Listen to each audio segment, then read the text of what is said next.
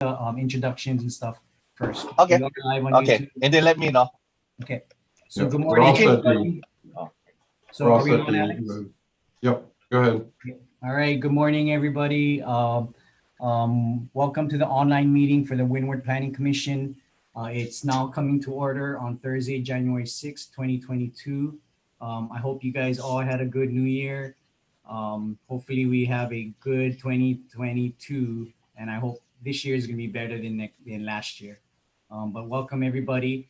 I want to first say that there was an addendum that was published on January 6, 2022 for the Windward Planning Commission meeting pursuant to the governor's emergency proclamation related to Sunshine Law in-person meetings dated December 29, 2021. The requirement to have at least one in-person meeting location has been suspended through February 28, 2022. No in-person meeting location will be provided during this time, unless the suspension is earlier terminated or superseded by a separate proclamation. So the public can observe this meeting on YouTube live stream by following the link provided on the county website calendar or by using the URL advertised on the agenda. The video recording will be available on the same YouTube channel. The minutes and transcripts will also be posted on the county website at a later date. I'd like to remind all participants that protocol for this meeting: silence your phone or any other devices near you. Only one person may speak at a time, so raise your hand to be recognized by the chair before you speak.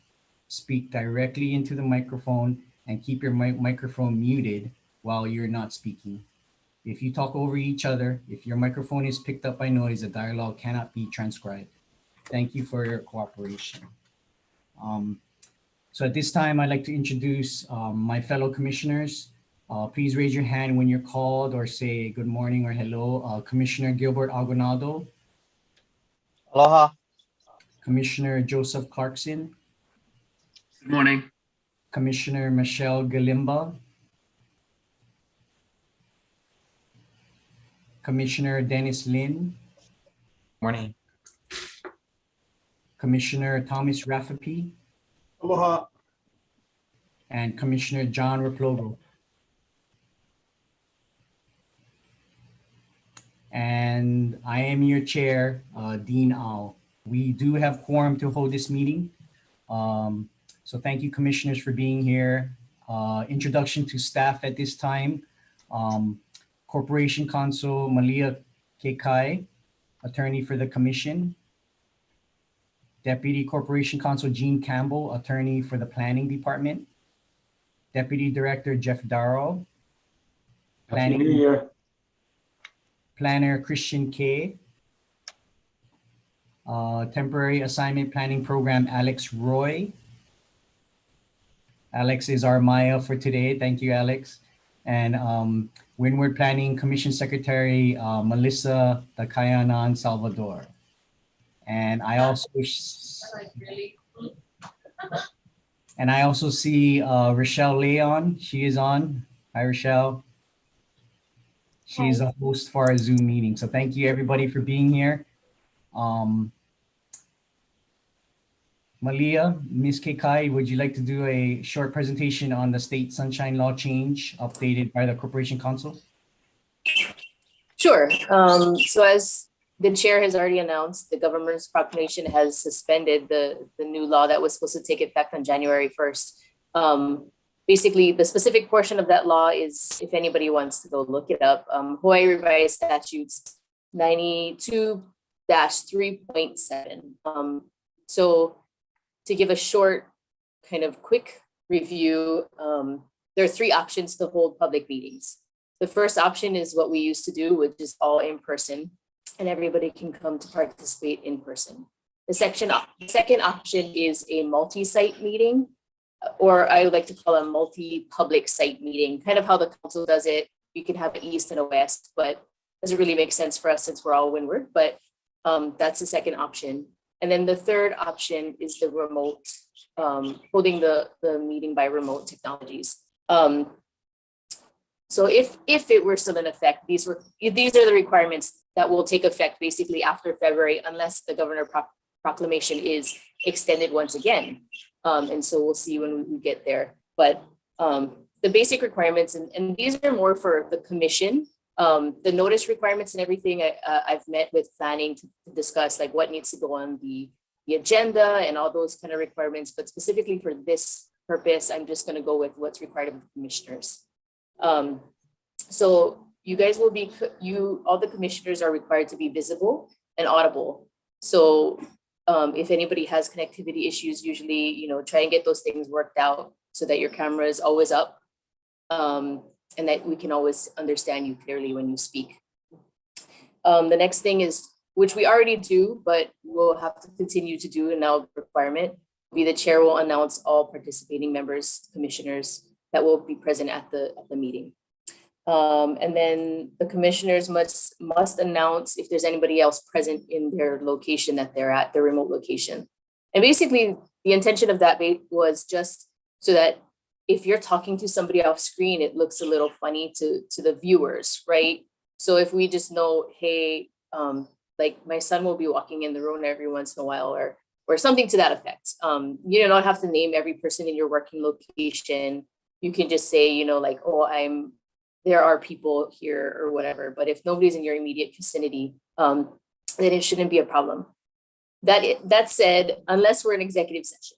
If we're in executive session, then again, you must announce that there's no unauthorized people. So then there shouldn't be anyone in your room or within, you know, hearing, or, you know, maybe you have to put on headphones so that people can't hear if there are people around.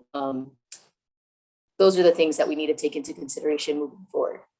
And then the other thing too, so all roll call votes, again, we've kind of already been practicing this already, is all roll call votes. Unless they have a caveat that says, unless it's unanimous. And it's a little funny because you don't really know until you take the vote. But what they said is, you know, for minutes or something like that, right? If you know that nobody's going to abstain from voting for the minutes, then we can do a basically a voice vote instead of a roll call vote. But I will leave that up to the chair. But I would advise, you know, for action items, the, you know, actual petition permits and stuff, applications, that we do roll call votes. Yeah, and then the other thing too is the law was that one public location.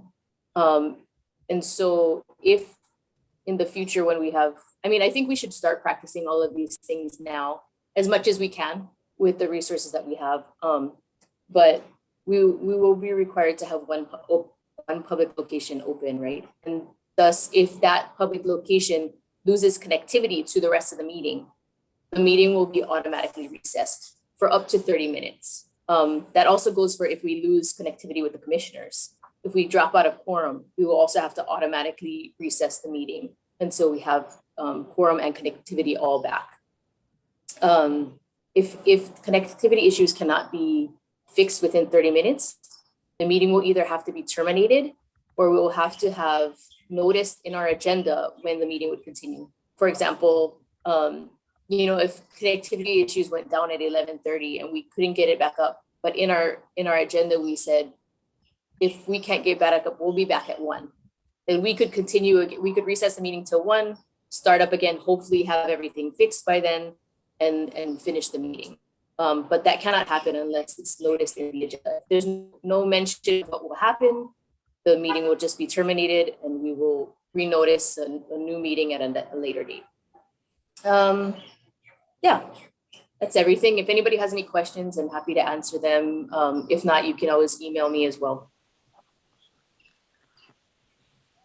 Thank you, Ms. Kekai. Does anybody have any questions for Corporation Counsel? It's very detailed and it's all on the website. So again, please contact Malia or refer to the website. You can find out that information. So Alex, excuse me. This time I'd like to make sure that all commissioners here have reviewed the minutes for December 2nd, 2021. Hope you had a chance to review it. And are there any changes to the minutes? If not, I'm ready to entertain a motion.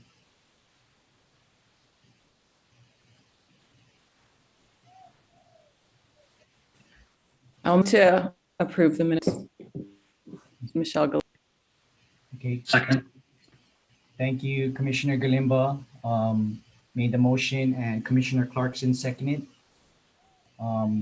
So let's go ahead and take a voice vote or signify on the screen by waving your hand. If you are in favor of accepting the minutes for December 2nd, 2021, please do so. Aye. Aye. Okay, motion has passed. Thank you, commissioners. Mr. Roy, at this time, do we have any testifiers in the queue? I do see Miss Claudia Rohr. Yeah, we have, I believe Claudia Rohr is going to testify on I'm the, here. Okay. Good okay, morning. Okay, good morning, Claudia. So if everybody could turn off their cameras. Excuse me, if you could turn on your camera, Miss Rohr, if possible, so I can swear you in. Do I have to turn on my camera? Hello? Do I have to turn on my camera? I believe you do. Alex, does Miss Claudia Rohr have to turn on her camera? I Chair, believe it's not so. required, it's not No? required No? by law. Oh, okay, then I guess not. Okay, well, Miss Rohr, can you raise up your right hand? Do you swear or affirm to tell the truth before the Windward Planning Commission?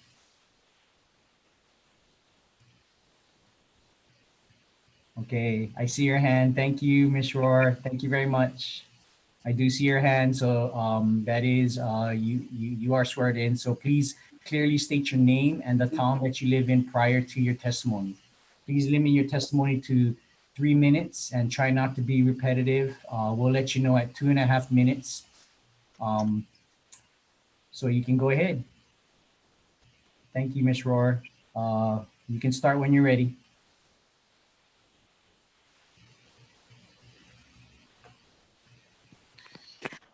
Why was I holding up my right hand? I'm hard of hearing. I have to put my ear close to my iPad. I was holding up my right hand. Was it because I was swearing to tell the truth? Yes, Ms. Rohr. Okay, I you're- swear to tell the truth. My name is Claudia Rohr. I'm testifying today about the SMA report of the planning director.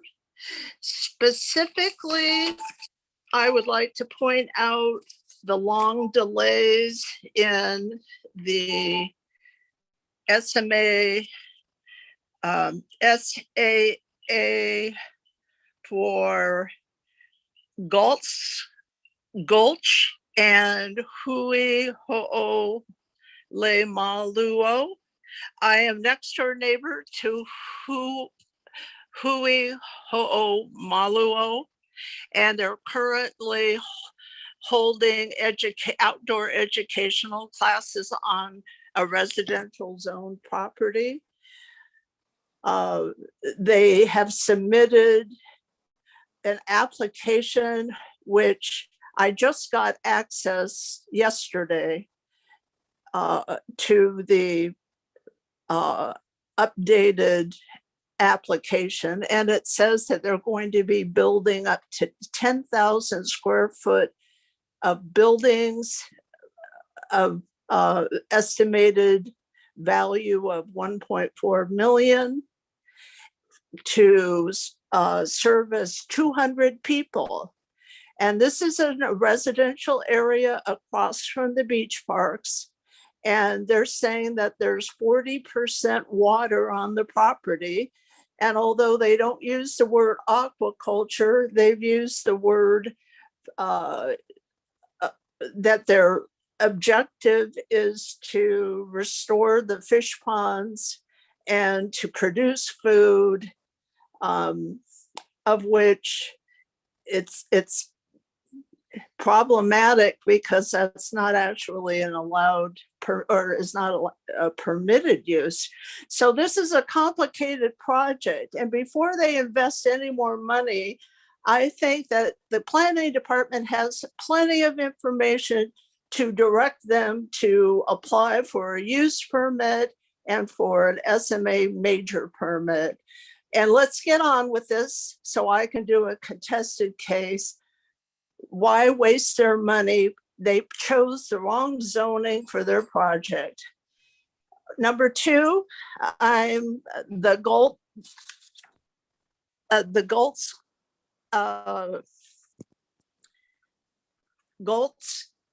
Gulch project. Alex Roy has withheld information from me that I've written to obtain access to regarding this SAA. He has wrong information and is misdirecting the applicant's consultant and has directed them to create parking for 2 cars.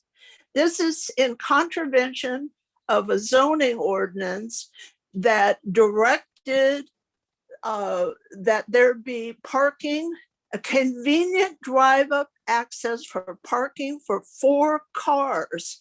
That's zoning ordinance 550. I was in hearings for 1.5 years. This was supposed to settle a dispute about public access, and it was supposed to be a convenient drive-up access.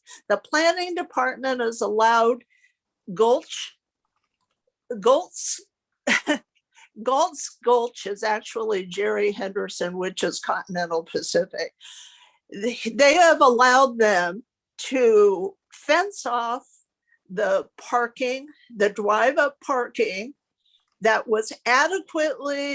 had already been relocated by Bobby Jean Leadhead Todd and was far from the cliff edge. And now they're allowing them through this process of an SAA to try to resolve the violation of fencing off public access, which is a misdemeanor, I believe. Anyway, it should be a misdemeanor. This should be a criminal offense, fencing off public access like that for more than 2 years. Now, everybody is so confused about the history. Now, the only one who knows most of it is Jeff, but he didn't attend all of the county council hearings where this ordinance was finalized. I keep trying to remind people that the spirit of that ordinance edition of that parking was to resolve a conflict with the community that had gone on for more than a year. And if they hadn't done that, agreed to that, it was actually suggested by Makaloa Farms and Jerry Henderson and Hank Correa. These are all related entities. Anyway, now the developer wants to move it to his convenience up by the gate where log trucks are supposed to be entering into Huhonua, a very unsafe condition. It's unbelievable that the planning department has not resolved this in over 2.5 years. That's what I have to say. I'm very disappointed. This report, if you look at it, you can see how delayed all these SAAs are. And there are people like me who've written in formal complaints about these projects. And the solution is not to allow people to apply for SAA and let it go on forever and delay. Something should be happening. And the new information system at the county is not working. I've written in to get access to information. I was never told that I need to write in to get electronic versions of that. The That's public time. isn't- We're on Okay, to 5 it's not minutes now. working. Okay, thank you, Ms. Thank you. Rohr. Thank you for your time. We really appreciate you being part of Thank this you. process. So thank you very much. Does any commissioners have any questions for the testifier, Ms. Rohr? Okay, no, if no commissioners have any questions, may I hear a motion to close public testimony? Alex, do we have anybody else in the queue to testify? No, we do not, Chair. Okay, commissioners? So move. Okay, A Commissioner second. Lim and Commissioner Aguinaldo seconded to close public testimony. Any discussions? Okay, no, let's take a voice vote. If you are all in favor, please signify by saying aye or wave. Aye. Aye. Are there any opposed? Nope. Motion to close public testimony has carried. Thank you very much. We'll go right into the agenda. Agenda item Chair. number 1. Chair, Chair Clarkson, Mr. Clarkson, you got a question? yeah, I do have I'm curious about Ms. Rohr's testimony and whether there's a response from somebody in the planning department about her concerns. Mr. Darrow, would you like to answer that question? Sure. Thank you, Chair. I spent a great deal of time with Mrs. Rohr yesterday going over the 2 complaints that she has regarding that. And it's true, they have been ongoing for some time. We've been working with the applicants on both of these, requesting additional information, and it's just been a delay. Some of that was caused by a change in representation, which was, just the way it happened.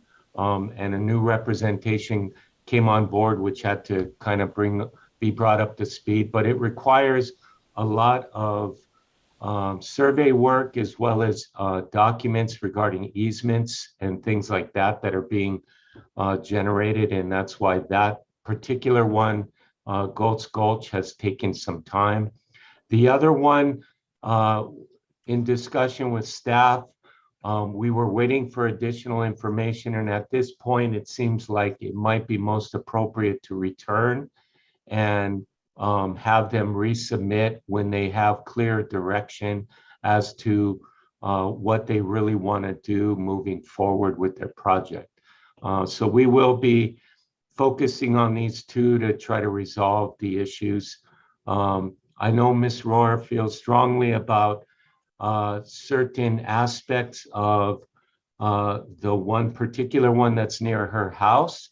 And she has strong feelings about the one regarding public access. And we will continue to work with her to provide her information, as well as make sure that we're in line with the ordinance, as well as the SMA permits and the settlement agreement that were initiated back in 2002 to establish the public access. But thank you. Thank you. Thank you, Mr. Darrow. Does that answer your question, Commissioner Clarkson? Yeah, I'm glad to hear an update from the department, and that's plenty for me. Okay, thank you very much. So as I was saying, let's just move right into our agenda item number 1, which is applicant John Hewitt and Patricia Newy Hewitt, PL SPP 2021-00005. It's an application for a special permit for the operation of a self-storage and mailing service facility and related improvements on an approximately 1.64 acre property in the State Land Use Agricultural District. The subject property is located at 16-308 Ainaola Boulevard in Orchid Land Estates subdivision, approximately 1 mile southwest of its intersection with Kealoha Road or Highway 130, directly across from the Ainaloa Longhouse Complex. Orchid Land Estate Subdivision, Kealoha, Hawaii, TMK 316008328. So Mr. K, can we have a staff presentation, please? Yes, thank you, Mr. Chair. Good morning to you and the rest of the members of the Windward Planning Commission. If you give me a moment, I'll share my screen. All right, can everybody see that? Okay, great. As the chair mentioned, this is an application for a special permit. The subject property here outlined in red is located in the Puna district of Hawaii Island, more specifically in the Orchid Land subdivision. For reference, we've got Keaupahoa Road or Highway 130 running toward the bottom of the slide, and the subject property takes access off of Ainaloa Boulevard. For further reference, across this boulevard from the subject property is the Ainaloa Longhouse facility, which is a community facility. The applicant is requesting a special permit to establish a self-storage and mailing service facility on 1.64 acres of land, which will consist of the following. Self-storage buildings, 5 such buildings totaling 18,000 square feet of gross floor area, with a total of 180 rentable storage units that are each 100 square feet in size. 3 of the buildings will each total 4,000 square feet in size and contain about 120 storage units in total. The remaining 2 buildings will each total 3,000 square feet in size and contain the remaining 60 storage units.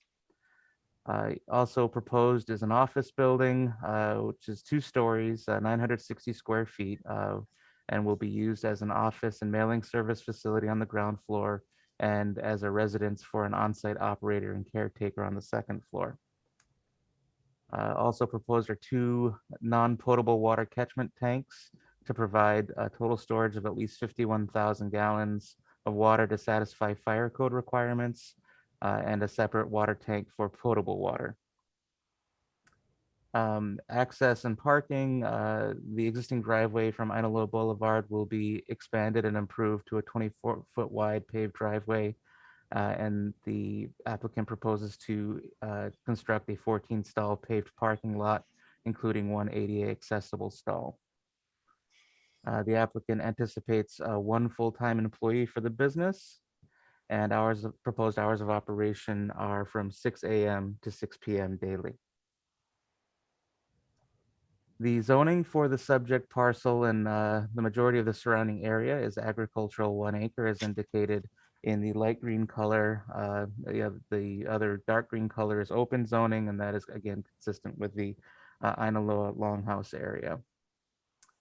The state land use designation for the area is agricultural, and the general plan LUPAG map designation for the area is rural, with some extensive agriculture here also indicated on the slide. The subject parcel is within the bounds of the Puna Community Development Plan. This slide is just showing the location of the subject property on the upper left, outlined here in red, relative to the location of the designated Ainaloa Neighborhood Village Community or Village Center. And here is the applicant's submitted site plan. Again, Ainaloa Boulevard is running at the bottom of the screen. You see the proposed 5 storage facility buildings, and then here at the bottom, the office slash caretaker's quarters with parking and access throughout. Also proposed is landscaping surrounding the area, and across the frontage of the property is a low rock wall with a fence as well. Here's an aerial photograph of the subject property here outlined in yellow. Again, there are no improvements currently on the property, save the rock wall and fence that I referenced earlier. Again, you see here the Ainaloa Longhouse facility area, as well as the surrounding uses are either agricultural lands, vacant, or residential uses.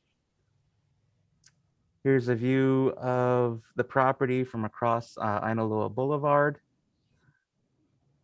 showing the driveway area, some of the existing landscaping, the low rock wall and fence. And here are some views of Ainaloa Boulevard, on the left looking Mackay toward Highway 130, with the subject property on the left-hand side, and then looking Mauka toward Hawaiian Acres with the subject property on the right-hand side. So the deputy planning director is recommending denial of the special permit for the following reasons. The proposed request is inconsistent with the zoning code. Self-storage facilities are considered light industrial uses and only permitted in industrial zoning designations, general industrial, limited industrial, and industrial commercial mixed use. To keep such uses separate from residential and other incompatible uses, and to ensure non-industrial areas will not be exposed to unsafe or unhealthy environments. Second, the proposed request is inconsistent with the general plan. The LUPAG designation specifically does not allow for industrial uses and only allows for commercial uses that serve the residential and agricultural uses in the area and community and public facilities, provided there's appropriate zoning. The proposed request is also inconsistent with the Puna Community Development Plan. In response to the proliferation of light industrial uses scattered throughout population centers of Hawaiian Paradise Park, Orchid Land, Ainaloa, and Upper Puna, the Puna CDP was amended in 2011 to direct new light industrial uses to 6 designated areas in Puna. The subject parcel is not located in one of these areas. The Puna CDP also encourages commercial and public facility growth within designated village and town centers. However, as we showed before, the subject property is located over a mile away from the nearest village center, and that's the Ainaloa Neighborhood Village Center. The proposed use, light industrial and commercial use, is not appropriate in this area. This will fail to establish a proper land use pattern. And finally, while the proposed use is considered unusual in that it's non-agricultural, it's not a reasonable use, as it would permanently commit the use of the property to a light industrial and commercial land use.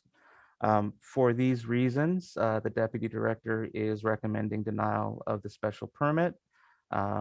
With that, I'd be happy to turn the time back over to the chair and answer questions at the appropriate time.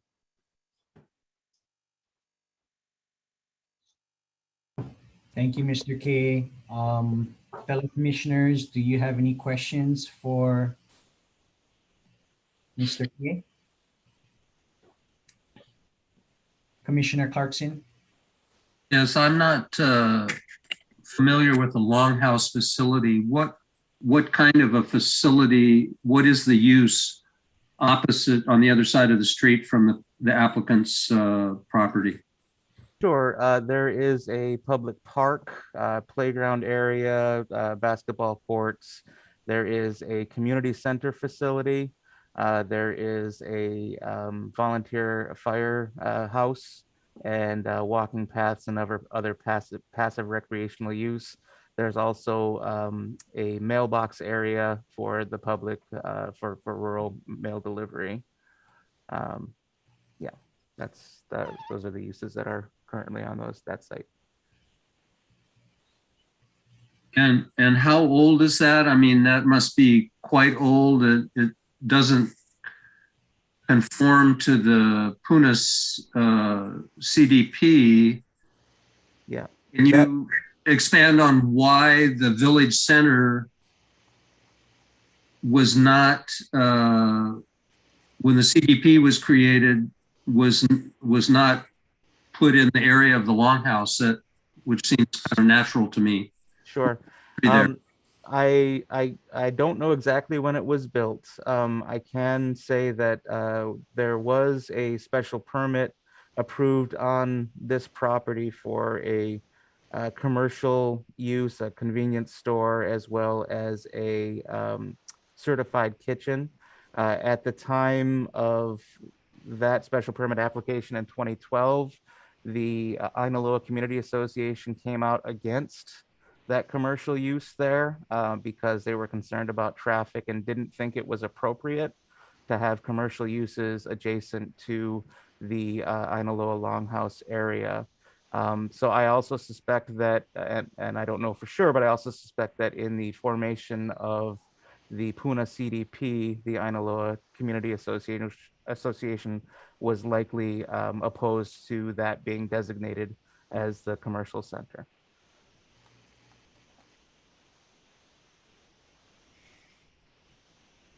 Thank you.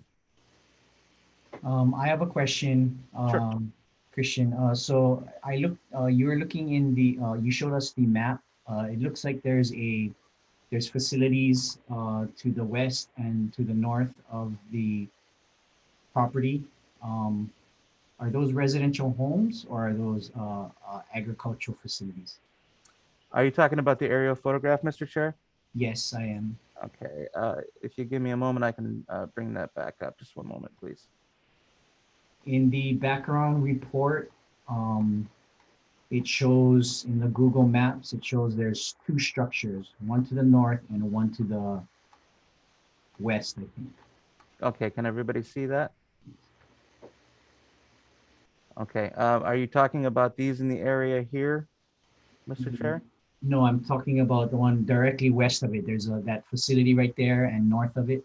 Right, so this is the Ainaloa Longhouse community area that is referenced. So again, we've got the public park here, playground, the Longhouse facility itself. Here is the volunteer fire house, as well as the location of the mailbox area and some parking for the facility use. Okay, and how about those structures as you look at that screen to the left? This here? Yes. I believe that's just a dwelling, single family dwelling. Okay, and to the north? I suspect that's probably the same. Okay, all right. I just wanted to see what kind of facilities those were. All right, so does any commissioners have any more questions for Mr. K? If not, applicant's presentation, are you there, Mr. Pippin and Miss Hewitt? Yes, I'm here. Okay. Yes, sir.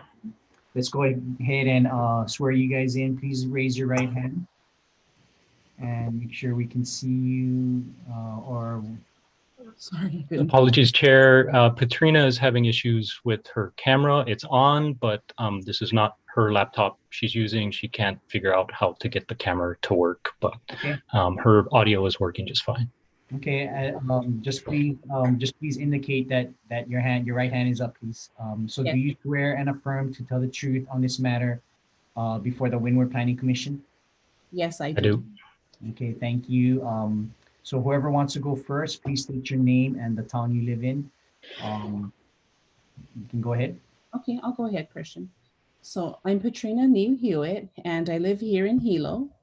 We relocated here from Oahu about July 2020, and we're looking to build a storage unit in Pahoa Orchid Land area. Thank you, Patrina. I'll go next. John Pippin. I live near Honoka'a. I'll just speak briefly on the merits of this application. Aloha, Chair Al, Planning Commissioners. Happy New Year. Thank you again for your service to your communities and dedication to this process. Big mahalo to Planning Department staff, Deputy Director Darrow. We acknowledge the challenge presented by the unfavorable recommendation and just respectfully request you keep an open mind when considering the merits of this application. The special permit application at hand would allow a local small business to be established in an area that makes sense for limited community and commercial development. This request is for a specific use by way of a special permit, not for a change of zone to industrial zoning. This change of zone, on the other hand, that would permit a wide range of industrial uses. In this case, a special permit, we have the ability to create conditions to address any potential issues relating to the proposed use.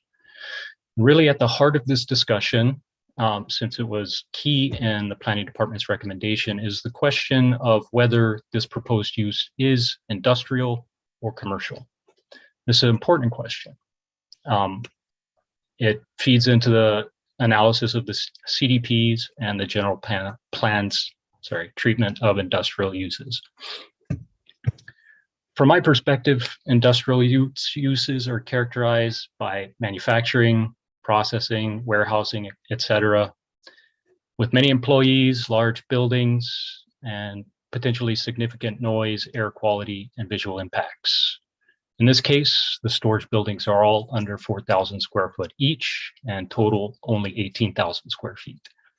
And for reference, the Home Depot in Hilo is over 100,000 square foot of floor area, just the interior.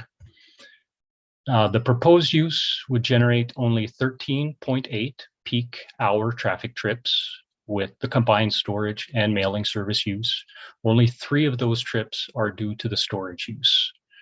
Further, it's anticipated many of these trips will be of a passing by nature, with travelers stopping on their way to or from other destinations. Those trips don't represent an increase in traffic over current levels. However, some number of the trips will be solely for this facility, in which case the residents of Orchid Land and Ainaloa would have a more convenient option for these services nearby without traveling to Pahoa or Keao. And in a small way, these trips removed from the Keao-Pahoa Road will help to ease the congested overcapacity condition of the highway. The potential for hazardous materials stored on the site is not pronounced and will be similar to the potential hazard from storage of materials in and around a home. Think cleaning supplies or auto maintenance items, etc. This potential can be further mitigated by a condition prohibiting the storage of hazardous materials on site. So further, the potential adverse impacts to surrounding properties are not anticipated to be significant. There's been no testimony in opposition to this plan. In fact, there are many potential benefits of the proposed use. I've spoken with Puna residents about this application, and many of them remember clearly the rush on storage space due to recent Kilauea eruptions.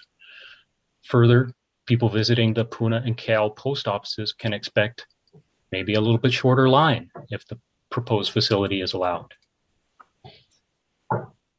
So, good question here is, has the zoning of Puna and the large subdivisions in particular been established in such a way to adequately serve the residents? A bit of a rhetorical question, but I would say no, these areas are not well served. There is one industrial zone parcel in Pahoa that is already developed commercially with Ace Hardware and Malama Market. There are a good amount of land with industrial zoning in the nearby Shipment Industrial area that's over 10 miles away from the subject property. And just generally, zoning paints with a broad brush. It allows for a whole range of permitted uses within a zone. And this application is a perfect example of where a special permit can be used to establish a specific use with protective conditions in an area already serving as a neighborhood center. A lot of time has passed and a lot has changed since the 2005 general plan and the 2008 Puna CDP, which was amended in 2011. And in that time, we have seen our communities tested by multiple natural disasters and, of course, the ongoing COVID pandemic. Throughout all of this, Puna has demonstrated its resilience and vitality in responding to these challenges. There have been many lessons made clear in recent years, and there are a couple of lessons that are particularly relevant to the requested special permit. Recent experience has shown us that we need to stimulate local small businesses and diversify the island economy and reduce our dependence on tourism. This proposal would contribute in a small part to that. At the same time, we need to be better at anticipating the needs of our communities, and especially those that are historically underserved and growing rapidly, like Puna and these subdivisions. So, commissioners, we respectfully request you approve this application and allow the applicants to serve their community in the way they have planned to. We're happy to address any questions you might have for us. Thank you very much. Thank you, Mr. Pippin, for your presentation. Just for the record, I just want to make sure that you have received the background and recommendation for the planning department. Yes, we have. Okay, all right, thank you very much. I know you shared your concern with it, so thank you. I want to start it off. I do have a question. Can you just talk about the Ainaloa Community Association's conversations that you've had with them, please? We reached out to both the Ainaloa Community Association and the Orchid Land Community Association by mail in August ahead of submission of the application. No comments were received in response to our letters. That was the extent of our outreach to the community associations. We've been working fairly closely with the Orchid Land Community Association on other projects, have good communications and rapport with them. So I anticipate they would have known how to reach us if they had any concerns with this one. Okay, I have another question before I open it up to commissioners.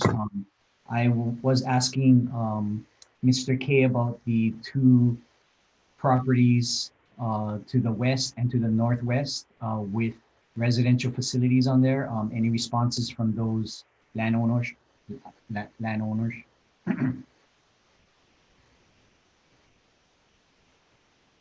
Were there I'm any- sorry, Yeah, Commissioner, was that a question? Yeah, no, Yes. no negative comments, no comments one way or the other, really.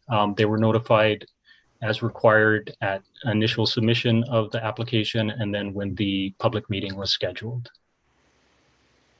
And further by the sign that was posted on the property as well. Okay, thank you very much. Commissioners, any questions for Mr. Pippin or Ms. Hewitt?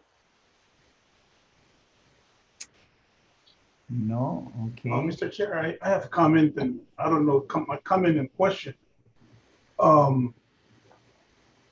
Mr. Pippin, I'm seeing there are two major issues over here that I seen.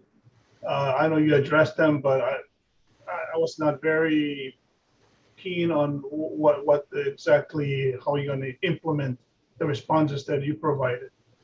One of them is the concern about storing hazardous material on site.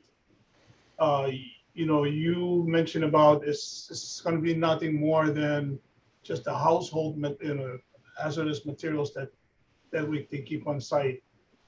I want to know what measures you're gonna have in place that will guarantee that what they're gonna be storing will be exactly what you're saying, that it's going to be nothing more than what is stored at home. And the other issue that I see over here is the concern over allowing this kind of a similar permit will encourage the spread of these kind of uses within the SLU agriculture district. And I know that we have some that already that they identify over here that they were grandfathered in before the adoption of what was that? Was that the adoption of the CDP, or I forget what it was, but indeed we do have some that some areas that were that they have allowed this kind of facility. But I just want to know, so that's a concern that they put in there, that once we allow this, that we will set a precedence. We'll set a precedence that anybody that has this kind of ideas will be applying for the same uses, and we're going to put ourselves in a predicament where we kind of give away whatever the standing that we have. And I think that those are the concerns that I have. I encourage businesses development in the area because I live in the area. I live in Puna, but I'm not very satisfied that you have addressed these two issues, effectively. Thank you, Commissioner Rapapi, for your question and comments. As to your first question relating to hazardous material storage, I believe terms in the lease could effectively prohibit such storage of, hazardous items. In the units, there's going to be an on-site caretaker operator who would be able to, not necessarily inspect everyone's boxes of items, but say someone's trying to bring in drums of oil or agricultural chemicals, they would definitely be able to see that and stop that from happening. So, I believe conditions in the special permit and then conditions in the lease would largely mitigate for that. Short of inspecting everyone's belongings, which I don't think that's really possible by any self-storage facility. And with respect to the question of precedent, I think the special permit process is specifically well suited to not allow for precedent to write a carte blanche or just green light any kind of development. Special permits are very specific. They're case by case. This one is situated right next door to established community uses. So I think in that sense, it's more well suited for commercial use right in this location. You're not going to look far afield, deep in the middle of a surrounded residentially developed area for this similar use. You have the ability as the commission to evaluate very carefully each of these special permits for their potential for adverse impacts. All of the comments that we received from agencies with respect to the proposal, DOT had no concerns. Fire department had no concerns. They didn't actually respond in writing. I called them and followed up. They just pointed me to the Hawaii County Fire Code. We're satisfying their requirements in terms of access and water requirements. So these special permit applications are thoroughly vetted. They're thoroughly researched before they're even presented to you, and you have the opportunity to require additional conditions to mitigate for any remaining potential impacts. So we're more than willing to work with you to develop these conditions should this permit be approved. Thank you. Thank you, Mr. Pippin, for your answer. Thank you, Commissioner Rafapi. Do you have another question, Commissioner Rafapi? Just a follow-up comment on that too. I'm wondering about the two residences, right? One to the north and one to the west of that the property.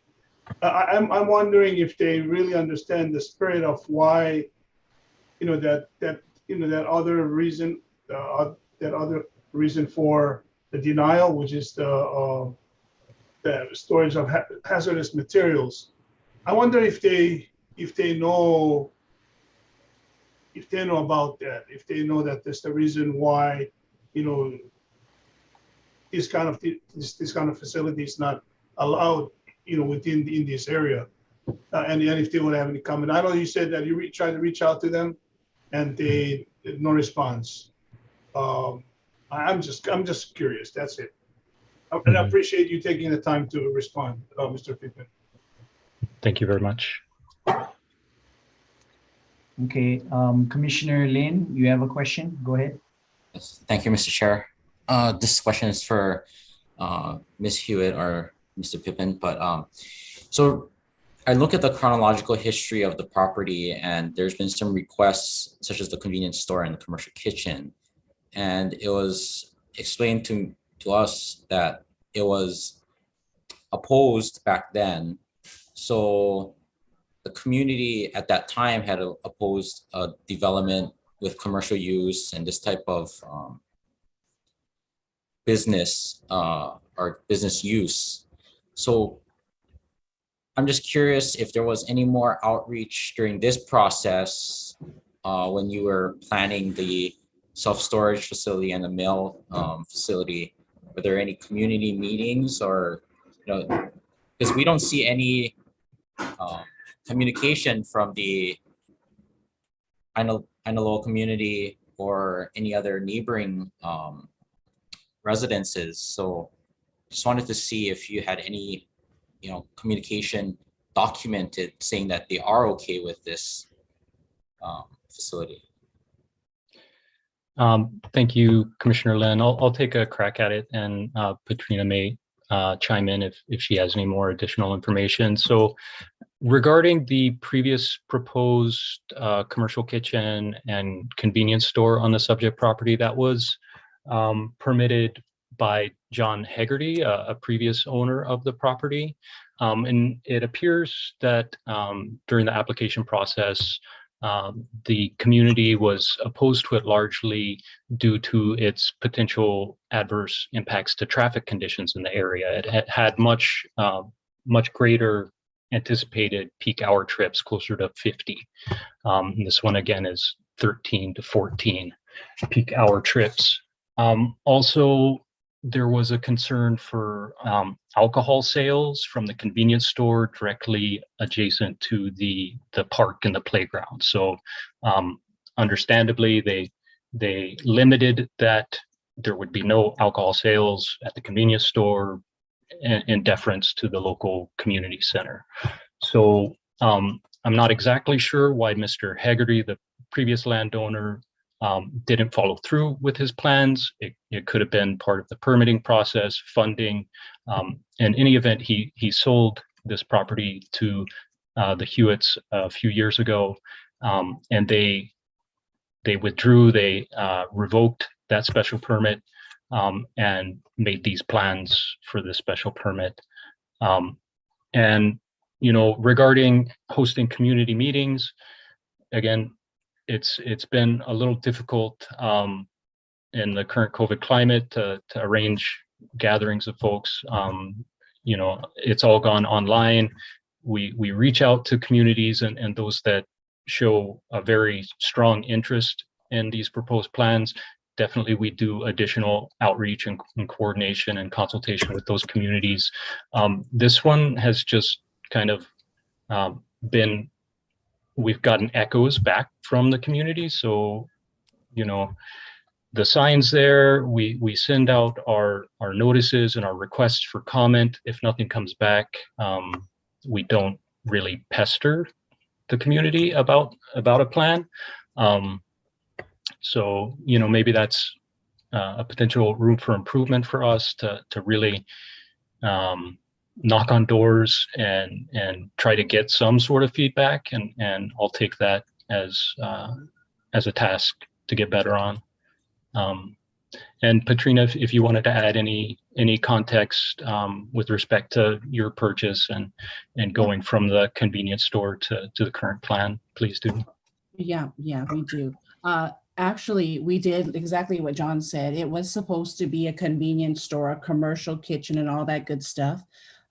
But as when we moved here, we saw over time that when Punakai came up, it's going to be less expensive for them to go right up the road and shop for food rather than right here in Ainaloa, which we saw it wasn't going to be, how would I say it? It would cost too much for us to upkeep a little store, and it might not even last because of everything coming up around the area in Puna.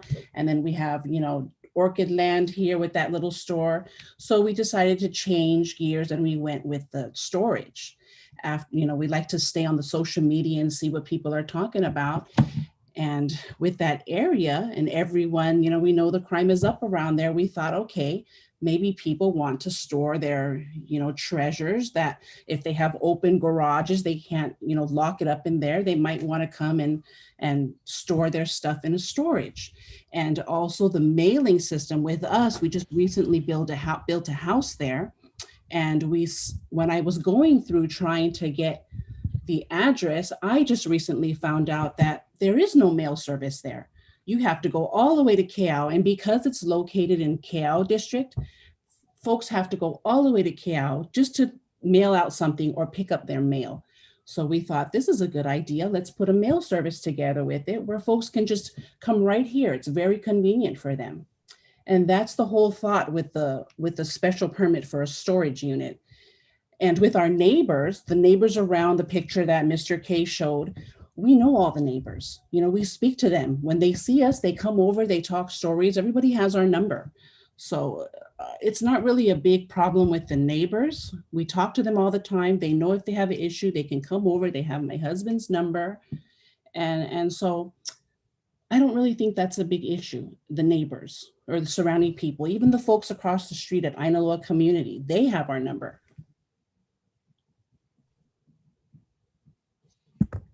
Thank you. Thank you, Commissioner Lin, for the question. Thank you, Ms. Hewitt and Mr. Pippin, for the answers. Commissioner Clarkson, I know you raised your hand. Do you have a question? Please go ahead. My question is not for the applicant. I just wanted to know when it was appropriate to bring up my question for planning staff. Commissioner Clarkson, you can ask it right now. I think it would be the appropriate time because the applicant can also weigh into that same question. So please go ahead. Okay, I'll go ahead. I have several questions, actually. One is the determination that a storage facility as proposed is industrial. How is that, was that determined? Is that crystal clear in the county code? Second, I only know, I'm not a real expert on self-storage facilities, have never used one. I do know that there's one near the Waimea Mountain Road that is probably on ag land, a self-storage facility near the, well, it's well before the airport, kind of near Lalamilo farm lots. So I think there's a little bit of a precedent for storage facilities on ag land. And what is the evidence that, or is there any evidence with problems in the past of hazardous chemicals causing issues in self-storage facilities? And when I think about it, and I know there's one in Waiakea house lots, they're a very large multi-story facility. If that were my main consideration, I would certainly prefer that these kinds of facilities be isolated kind of out in the middle of nowhere, so to speak, rather than in a downtown, heavily occupied area. So if somebody from the planning department could address these issues, I'd really appreciate it.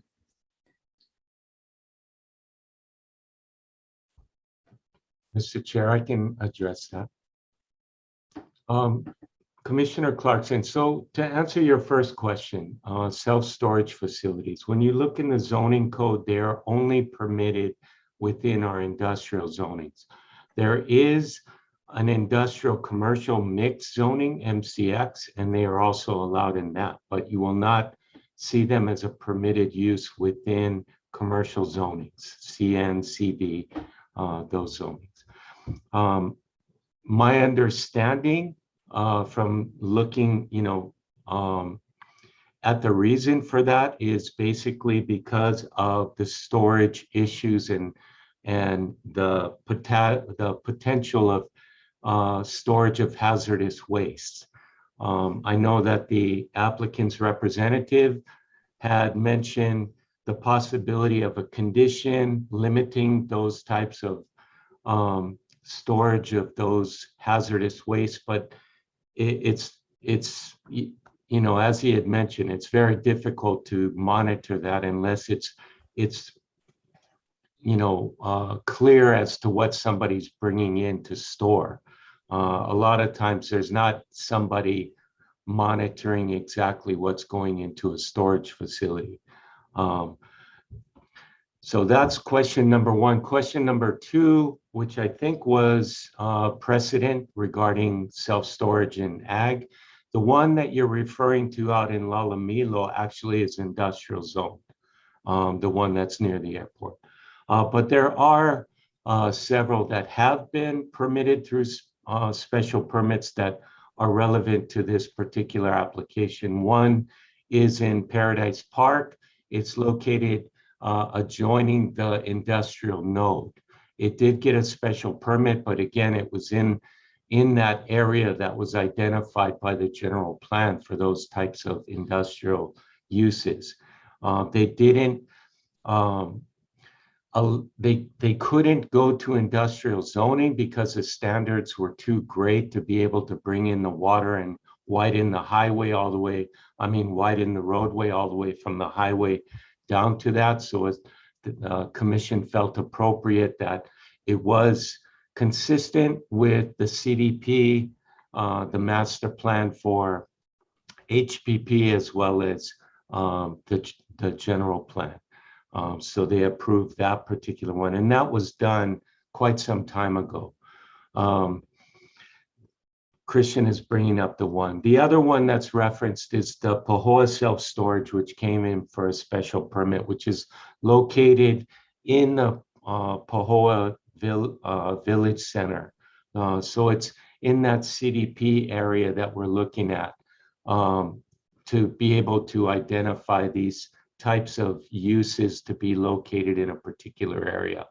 I mean, this is a tough one. You know, you have a need, you know, it's a good project, but the way that the planning department is looking at it is this isn't the appropriate location. And as Commissioner Raffapi brought up, it does set a precedence. When we start approving special permits without meeting the criteria for approval of a special permit, it sets precedent. And so we just have to be aware of that moving forward. I wanted to make another comment. There is, with the construction of the, Christian, maybe you can help me. What was the name of the shopping center in Pahoa that was just recently? Punakai. Punakai. Yeah. My understanding is there's been a new postal service that's been built there, and that's provided that mail type of service in Pahoa, as well as there's one in Keau. So there has been another mail service that's been presented. The last thing I wanted to bring up was, you know, I know that the thought is this is going to be for this community, but there's nothing that stops anybody from coming to this area from somebody somewhere else. Obviously, this is going to provide a service that's not just for this community, but for anybody. Anybody's going to be able to come here. When we look at traffic to a particular area and we use the standard of a traffic assessment report, and there's 50 trips, that again is only triggered during AM and PM peak hour trips. And those hours are very specific. In the morning between 8, 9, or 7 and 9, and in the afternoon between 3 or 4 or 2 and 4. And the high trip generators for those types of uses are normally like a school or a gas station or something to that facility. It doesn't mean that there isn't going to be traffic going to that particular facility during the day at all hours of the day. During the day, there's still going to be a lot of activity going on. So even though there might be 13 peak hour trips, there might be quite a number of trips throughout the day coming to a self-storage facility. It just doesn't trip during the AM peak, PM peak hour trips. So there will be traffic impacts with this use.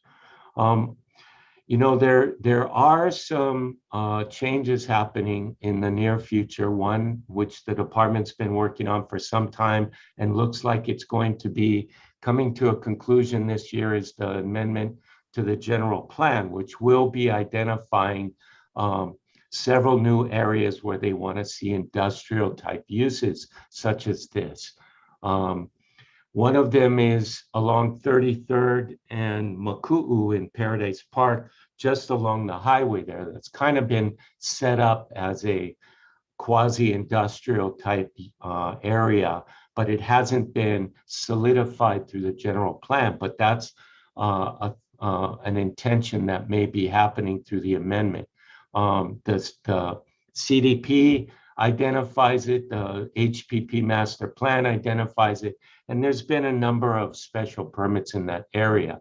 That's pretty close to this particular location. The other area is a 100-acre site on DHHL property. That's Makaya, the fire station. That might be a little tougher because it's DHHL land, but it is identified as urban expansion in the general plan. I hope that answers your questions. If I missed one, maybe I can address it, but thank you. Thank you, Oh, Mr. Darrow. it did. Thank you, Thank you. Commissioner Clarkson, for the questions. Any other commissioners have questions? Commissioner Aguinaldo, Commissioner Galimba, or Commissioner Replogo? No? Okay. Okay, if we have no questions for the applicant or staff, I'm ready to entertain a motion.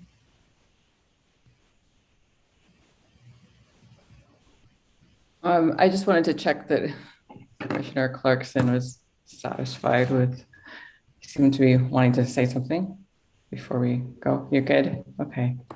Well, yeah, I guess since I'm on, I just wanted to say that this does seem to be a case where the usage is not in line with the zoning and the special permit requirements. So Okay, well, thank you, going Commissioner along with Galimba. the, yep. Yeah, I don't mean to cut you off, but I'd rather entertain a motion first before we get into discussion, because I have a few comments as well, but I'd rather get a motion. So commissioners, Can I move? Could I move to please. deny this application? Let's see, I need to get the actual wording first, but hang on, I will go find that. And if somebody wants to take over the motion with the actual wording that we're supposed to use, please do so. Okay, so Commissioner Glimba motions to deny special permit 2021-00005. Applicant John Hewitt and Patricia Hewitt. Could I get a second?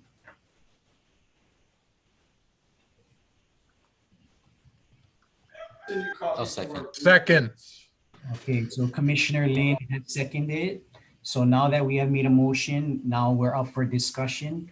I would like to say that I have mixed feelings toward this motion. I feel there is a need for self-storage in that Puna community. I myself have used self-storage facilities in the past, and it's very useful, but I do also feel that we don't want to set a precedent, moving forward. But, I did take into strong consideration, I am taking into strong consideration of what Mr. Pippin said about a special use permit. So fellow commissioners, we're here to approve this special use permit, and that is the definition of a special use permit. Is it's special. It's, it's a case-by-case situation, and the planning department has to take their stance based off of facts, laws, rules, and regulations. But for us here as a commission, we have to do it with, we have to decide at what's fair and what's right and what's appropriate. And I do feel, I'm leaning toward, I do feel that this is an appropriate development for the property. So that's my 2 cents. So if anybody else wants to chime in, please do so. Commissioner Rafapi, I see your mic off. You can go ahead. Yeah, Mr. Chair, I'm just like you. I have a really mixed feeling. With these the dual purpose or dual use, one for storage and one for mail service. The storage, I'm like you, I really don't want to set a precedence. But on the mail service, I mean, that is really needed in that area. The mail service is really needed in that area. You know, I'm not gonna say that storage is not needed, because it is needed. But again, based on the charter and the zoning code and all that, you know,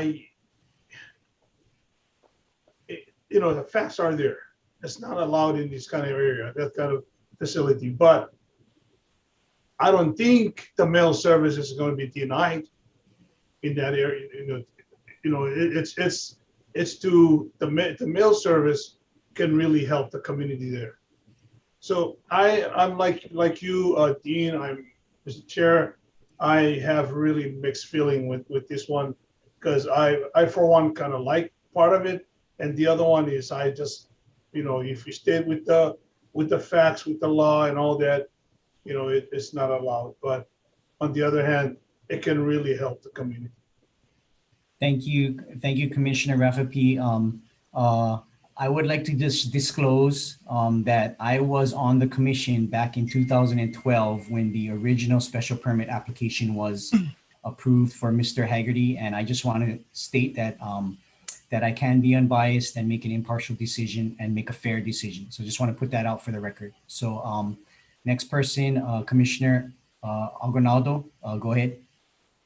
I myself, Mr. Chair, and also what Tom indicated, I got mixed feelings, for the applicant. Great ideas you bringing forward, and looking overall, one of our commissioners, Mr. Lim, is engagement.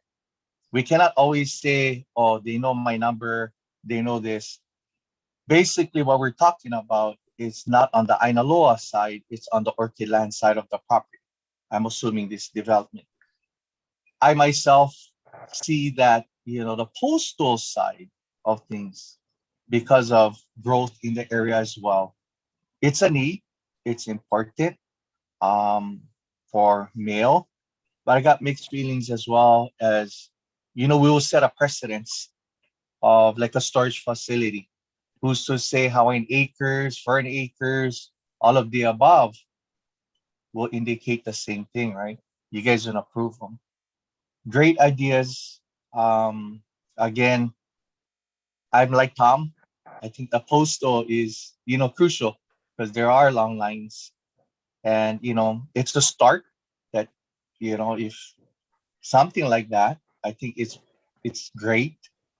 But I do, again, it's within the Puna Community Development Plan is what we got to obey and follow, what our planning has set forth on the rules and laws and regulations that we got to obey and follow. That's all I get to say. Thank you, Commissioner Aguinaldo.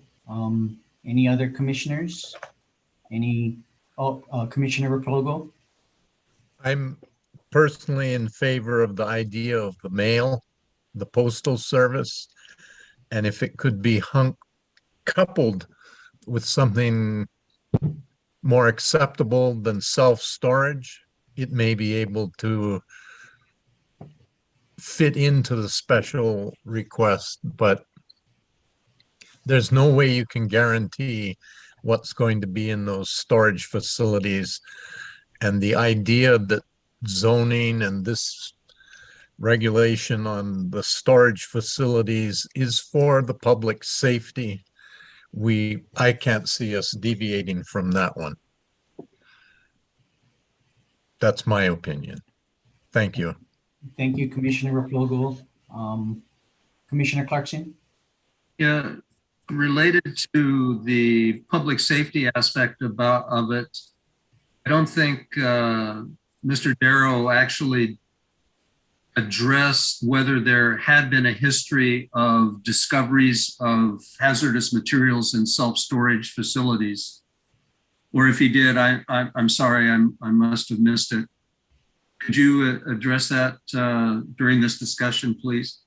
Sure, I'm not aware of any, but again, the The issue, my understanding, is the reason why self-storage facilities are only located in the industrial zoned areas is because of the potential hazards of storage materials within those facilities. But I'm not personally aware. I think the fire department would have better knowledge of those kind of issues. Thank you. Uh, I'd just like to continue, you know, of all of the commercial type, quasi-industrial, whatever you want to call it, activities, I mean, compared to a convenience store, this kind of operation seems pretty quiet, pretty benign, really, from a traffic, sound, even a visual aspect. There's a 2-story building proposed, but the rest of them are pretty low-rise buildings. On the other hand, I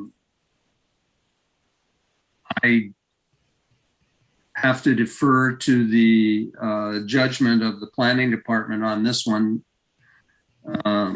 So I'm going to vote in favor of the motion, although I have a hard time figuring out what kind of special use permit would ever be allowed in a situation based on the planning department's analysis of this case, of this application.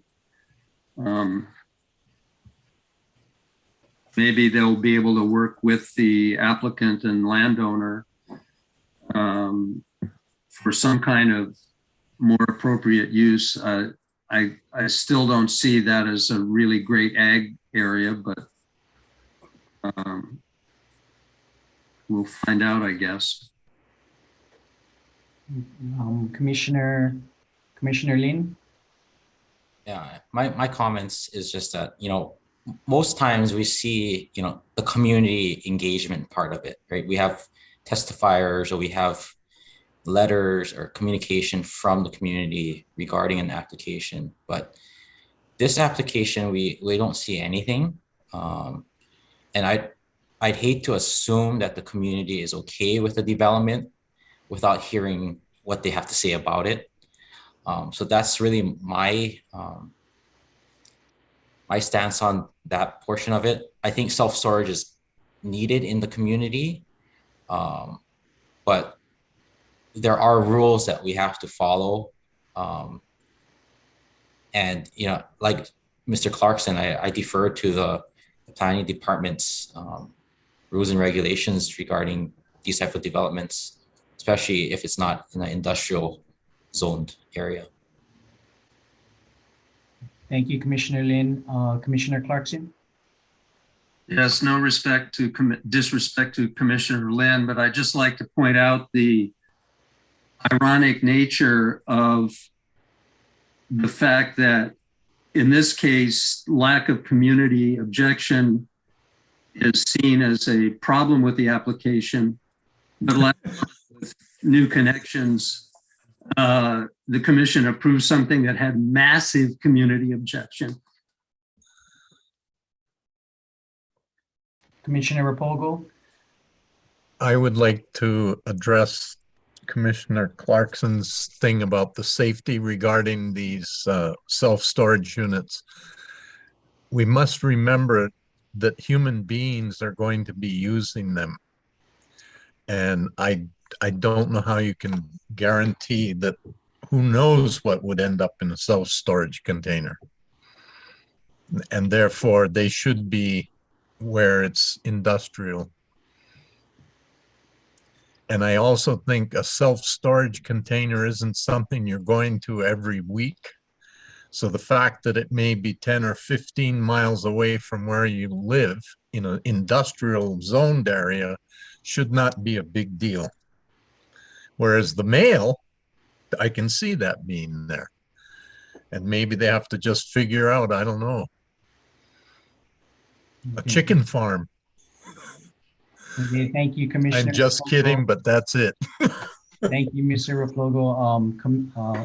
Commissioner Galimbo, do you have any discussions you would like to No, I just, I pretty much said what I wanted to say, and so I just wanted to call for the question, if we Okay, could. okay, well, as chair, I would like to, I do see some people's mics off. I don't know if Mr. Pittman wants to speak, but, we are in discussion. I just want to share my really quick, positive, my positive use of a storage facility.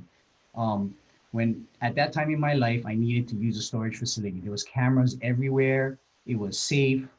You know, I was the bad boy. I was the one that tried to bring in paint. I was trying to store paint in the facility and they stopped me, right? So, like Mr. Pippin said, they're going to have mitigations in place to protect the community, to protect hazardous materials from being in there, whatever the policy is.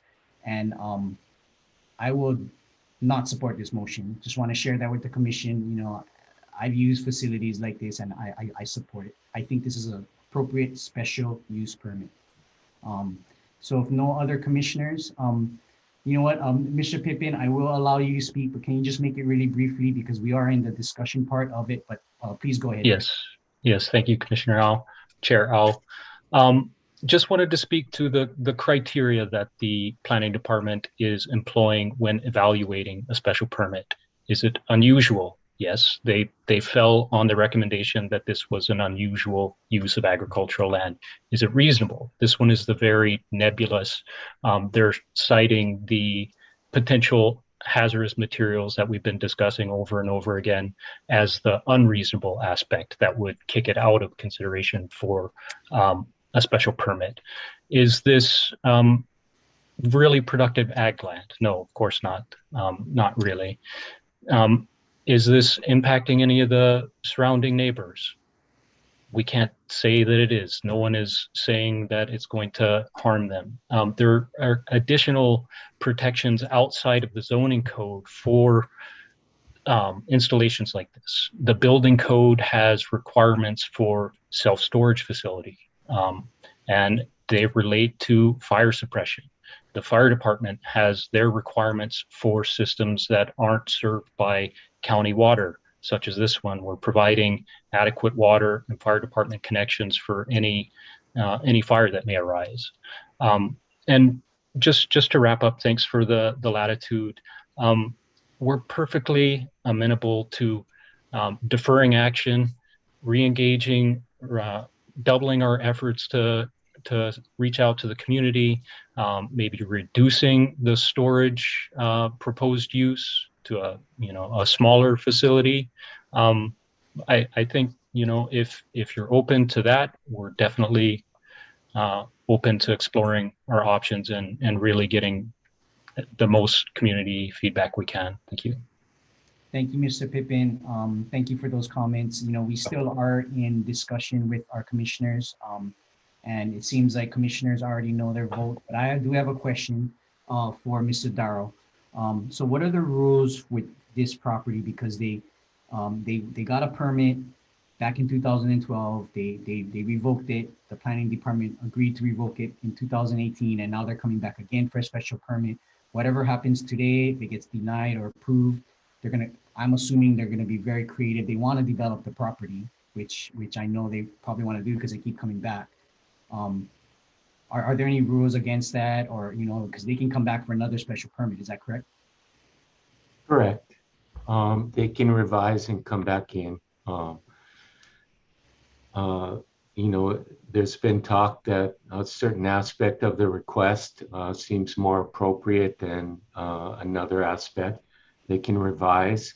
As John mentioned, the possibility of minimizing the amount of self-storage. I don't think that the planning department is going to change their position in regards to self-storage. It's pretty, I know that there are some criteria that, that can go either way.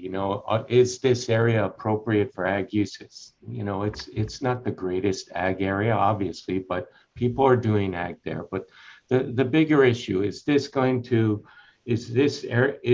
request going to change the essential character of the area? Well, self-storage in a rural area is definitely not the same as rural character. It's gonna change and alter the essential character of the area. But the main two that we're focused on is the CDP and the general plan. And again, as Mr. Clarkson mentioned, we do have two examples that we had brought up that met those criteria for self-storage and a special permit action. They did meet those two criteria.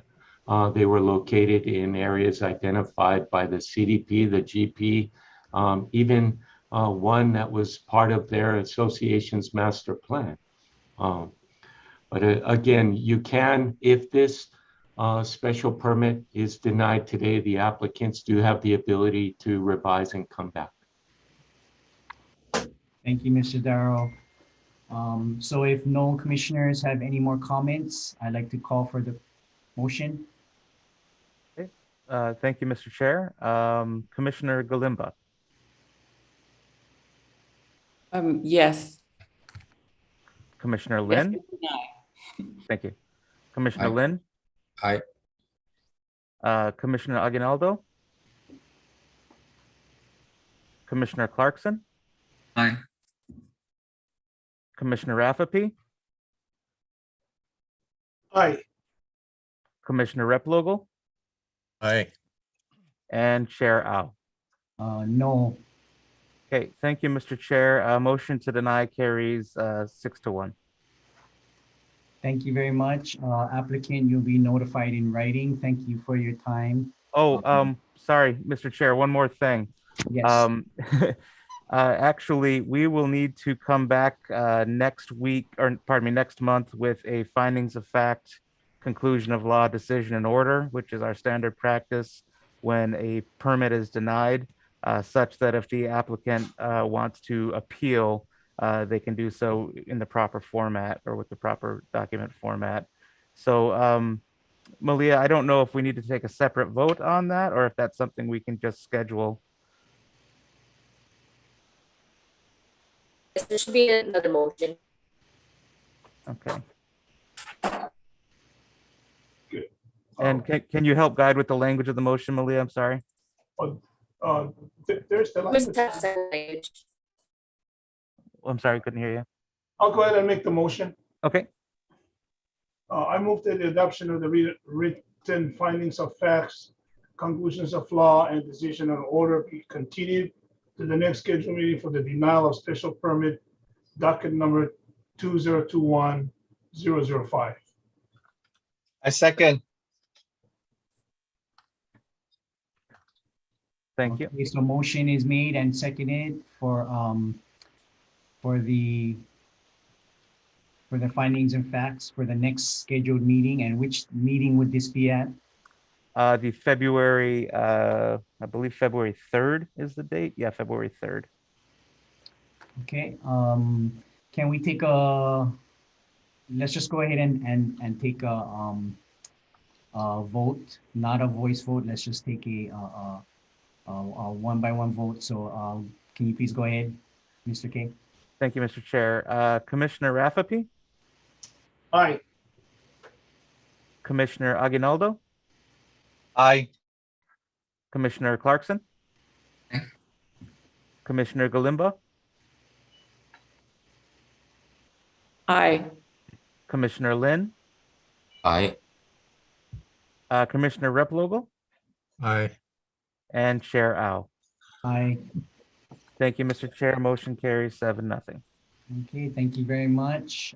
At this time, before we move into the next agenda item, let's take a break. But before we do that, Mr. Aguinaldo, did you want to say something before we get to the next agenda item? Yes, I would like to say to you, Mr. Chair, Planning Department, along with my fellow commissioners, this next agenda item, it pertains to my family. It's Aguinaldo 4 LLC that I'll be excusing from any voting for this particular agenda item. When time to per discussion, I'm available, but during you folks voting and so forth, I'll be, not be present. And I also will mute myself from any of that portion of the discussion. Okay, thank you, Commissioner Aguinaldo. So why don't we go ahead and take a 10-minute recess, really quick, bathroom break, and let's come back and carry on. So right now it's 10:36, 10:37. Let's go to 10:48. 10:48, let's come back. Okay, thank you. Thank you.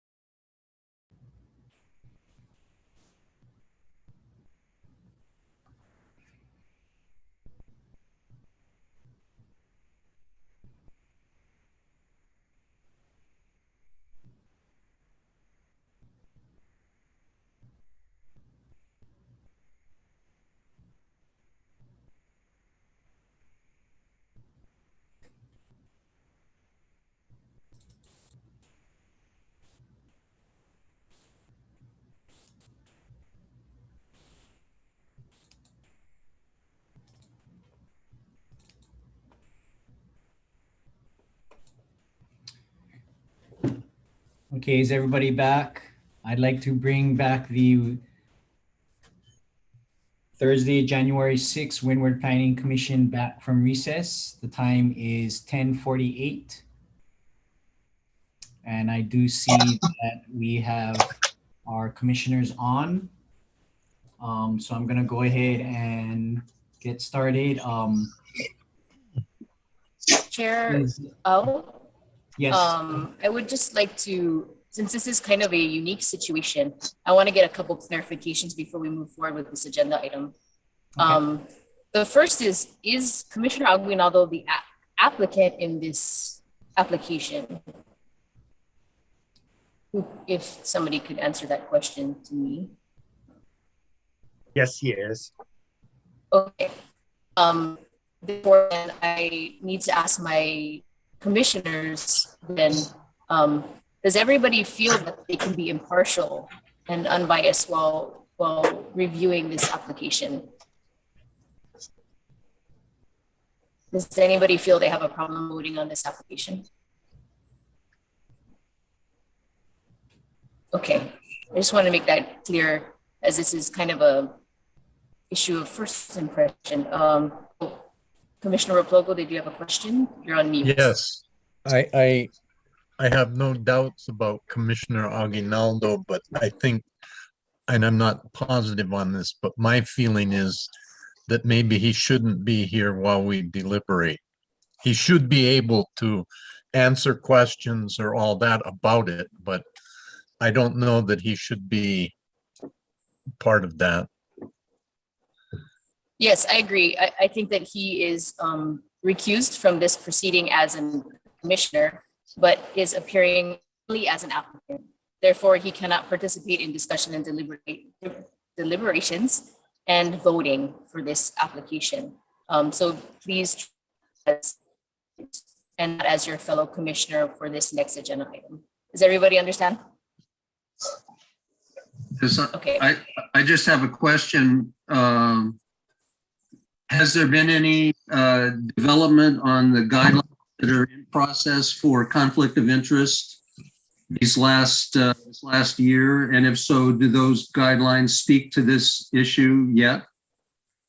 Not at this time.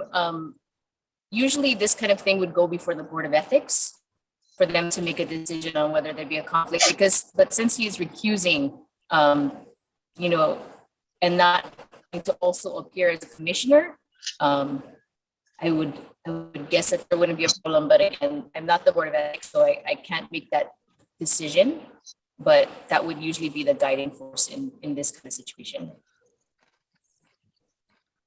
But no, for your original question, there hasn't been any new developments or anything that addresses this situation in particular. May I jump in for a moment? This is Jean Campbell, in case you can't see me. Malia, you were breaking up a little bit when you were telling us about the review. I understand that Commissioner Aguinaldo is appearing as an applicant, and as such, he should be able to participate during the applicant's presentation.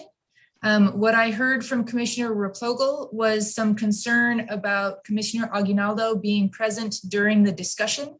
So could you provide us with some clarity about whether or not we need Commissioner Aguinaldo to actually log out of the meeting during the discussion period?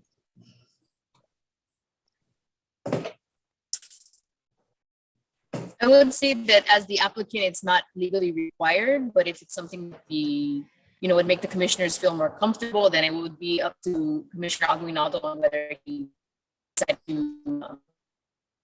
to that request or not. Commissioner Repolgo and applicant Aguinaldo, can you put your phone on mute? I think there's feedback. If you're not talking, please mute.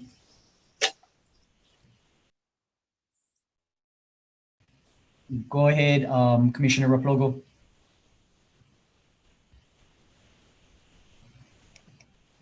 Just to be clear, my comment is not in any way questioning Mr. Aguinaldo's integrity or anything like that. It's just how we are perceived by the public was my concern. That's all. Okay, well, for the record, actually, Commissioner Galimba, you want to go ahead and say something? Sure, yes. I just was wondering, I mean, this was mentioned of what the Board of Ethics. I mean, should we perhaps, if in abundance of caution, be going that route? Or, I mean, this is a little bit unusual. And I have no doubts about Commissioner Alvinaldo, but again, as Commissioner Rapolo said, perception is really important in this. But I'm not clear on, if the Board of Ethics is appropriate, or if that's something that happens afterwards when we mess up. Ms. Kekai, I have a question for you. If we all individually state that we can be impartial and unbiased and make a fair decision regarding this application, is that sufficient? I think it's, I will say this, to kind of answer both Commissioner Kalimba's statement and your question, that usually it's done beforehand, but yes, it does also happen after if something goes awry. Sufficient for this proceeding, if you can be impartial, I think yes. But again, I will just, with the caveat that conflicts of interest and such are decided by the Board of Ethics. So I can't be the ultimate decision on that.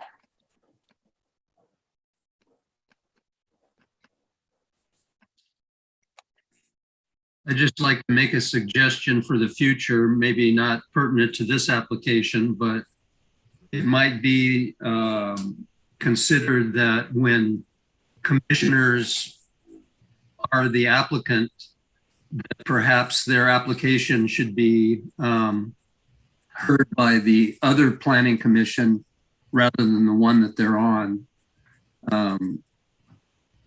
Might be a little bit of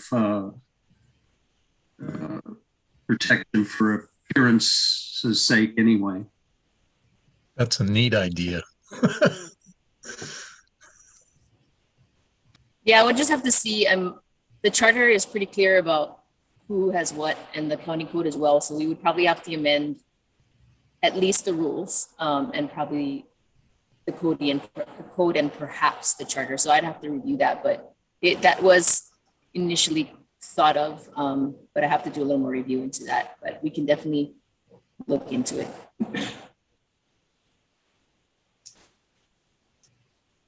So moving forward, I think we're okay as long as we all can individually agree that you can make a fair decision. And if we feel more comfortable, maybe we can have applicant Aguinaldo turn off his screen, or maybe when we do deliberate, he can get off because the applicant's representative, Mr. Fuke and Mr. Arai, are there as well, if that makes us feel more comfortable. Since I kind of brought it up, I'm comfortable with just going ahead. And at the end of the day, if the ethics board thinks we made a mistake, then let's deal with that then. But I don't have any issue. It's the public perception only. Anyway, I say we go ahead. I'm sorry I brought it up. Okay, well, I just want I want all commissioners to understand, please say, nod your head or thumbs up if you can be impartial and unbiased and make a fair decision. Okay, 1, 2, 3, 4, 5, 6. Okay, so 6 commissioners have indicated yes. So let's move on. Aguinaldo 4 LLC.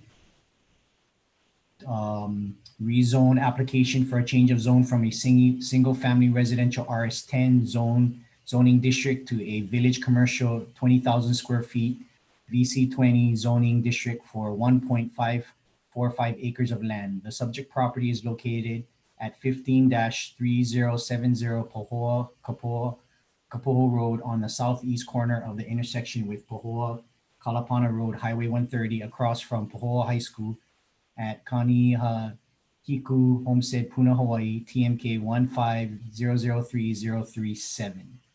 So Mr. K, staff presentation, please. Yes, thank you, Mr. Chair. Give me a moment to share my screen, please. All right, can everyone see that?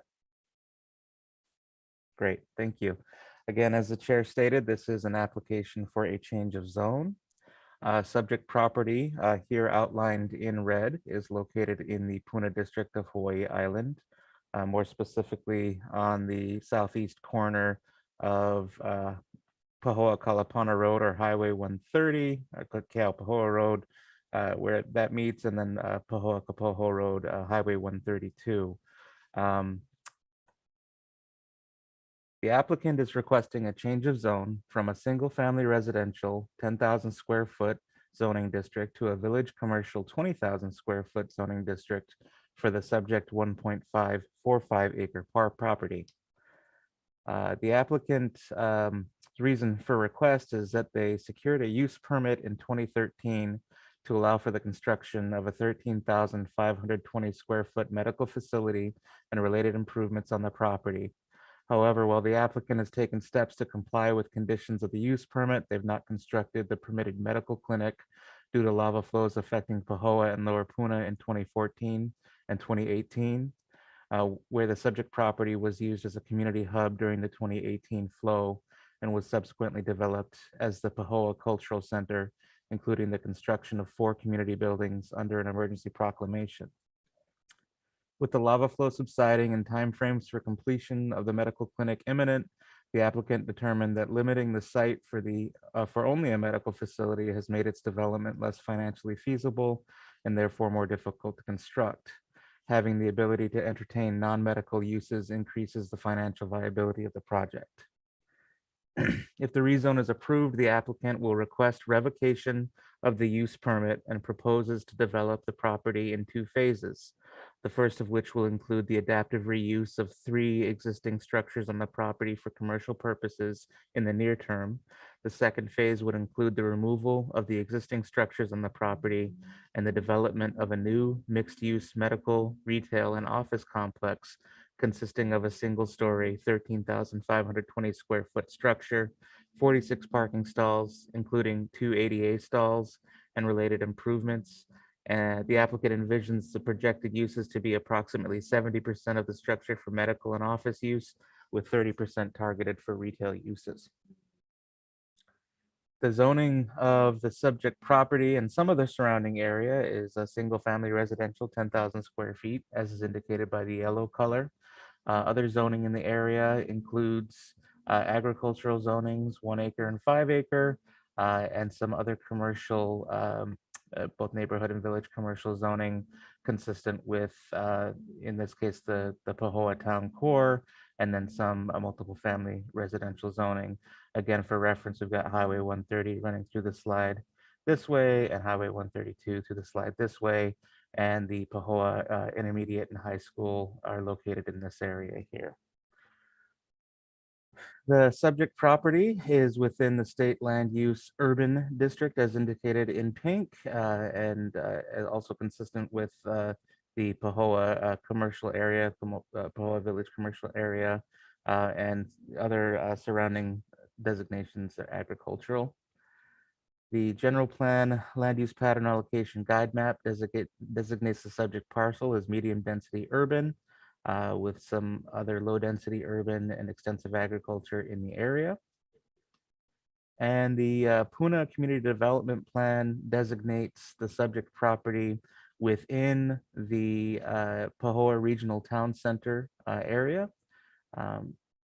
which is indicated here on the map in the dashed lines. Here is the applicant's site plan. This is the phase 1 site plan, I'll call it, which shows, again, the existing structures on the property and proposed parking and uses. There is a proposed restroom facility here as well, which the applicant has already pulled a permit for, but has not been constructed yet. Again, we've got Highway 132 running on the left side of the slide, Highway 130 on the right side of the slide. And on this site plan, which is the latest that we've received, shows the applicant's proposed 8-foot wide pedestrian pathway running along this side of the property, the north side of the property. And here is the kind of conceptualized phase 2 full build out, again showing the location of the proposed 13,520 square foot building, which is again going to be a mixed use medical office and retail facility, along with the associated parking and landscaping and related improvements. Here are some aerial photographs of the existing property, again outlined here in yellow. On the left-hand side, we've got Highway 130 here, Highway 132 here, the Pahoa School Complex, and on the right-hand side is a more zoomed-in photo showing the existing structures on the property. 3 structures here, all permitted as community structures. And then there is a smaller structure here along the 132 side, which is not proposed to be retained. Here are some views of the property from across Highway 130, looking toward the subject property here. And here's a view of the property from across Highway 132. Looking toward Pahoa Town. Here's views of the existing structures on the property. Again, the 3 main structures that are proposed to be reused in the near term. And then again, the smaller structure, which I believe was permitted as kind of a ticket-taking kiosk for the Pahoa Museum or the Pahoa Community Facility.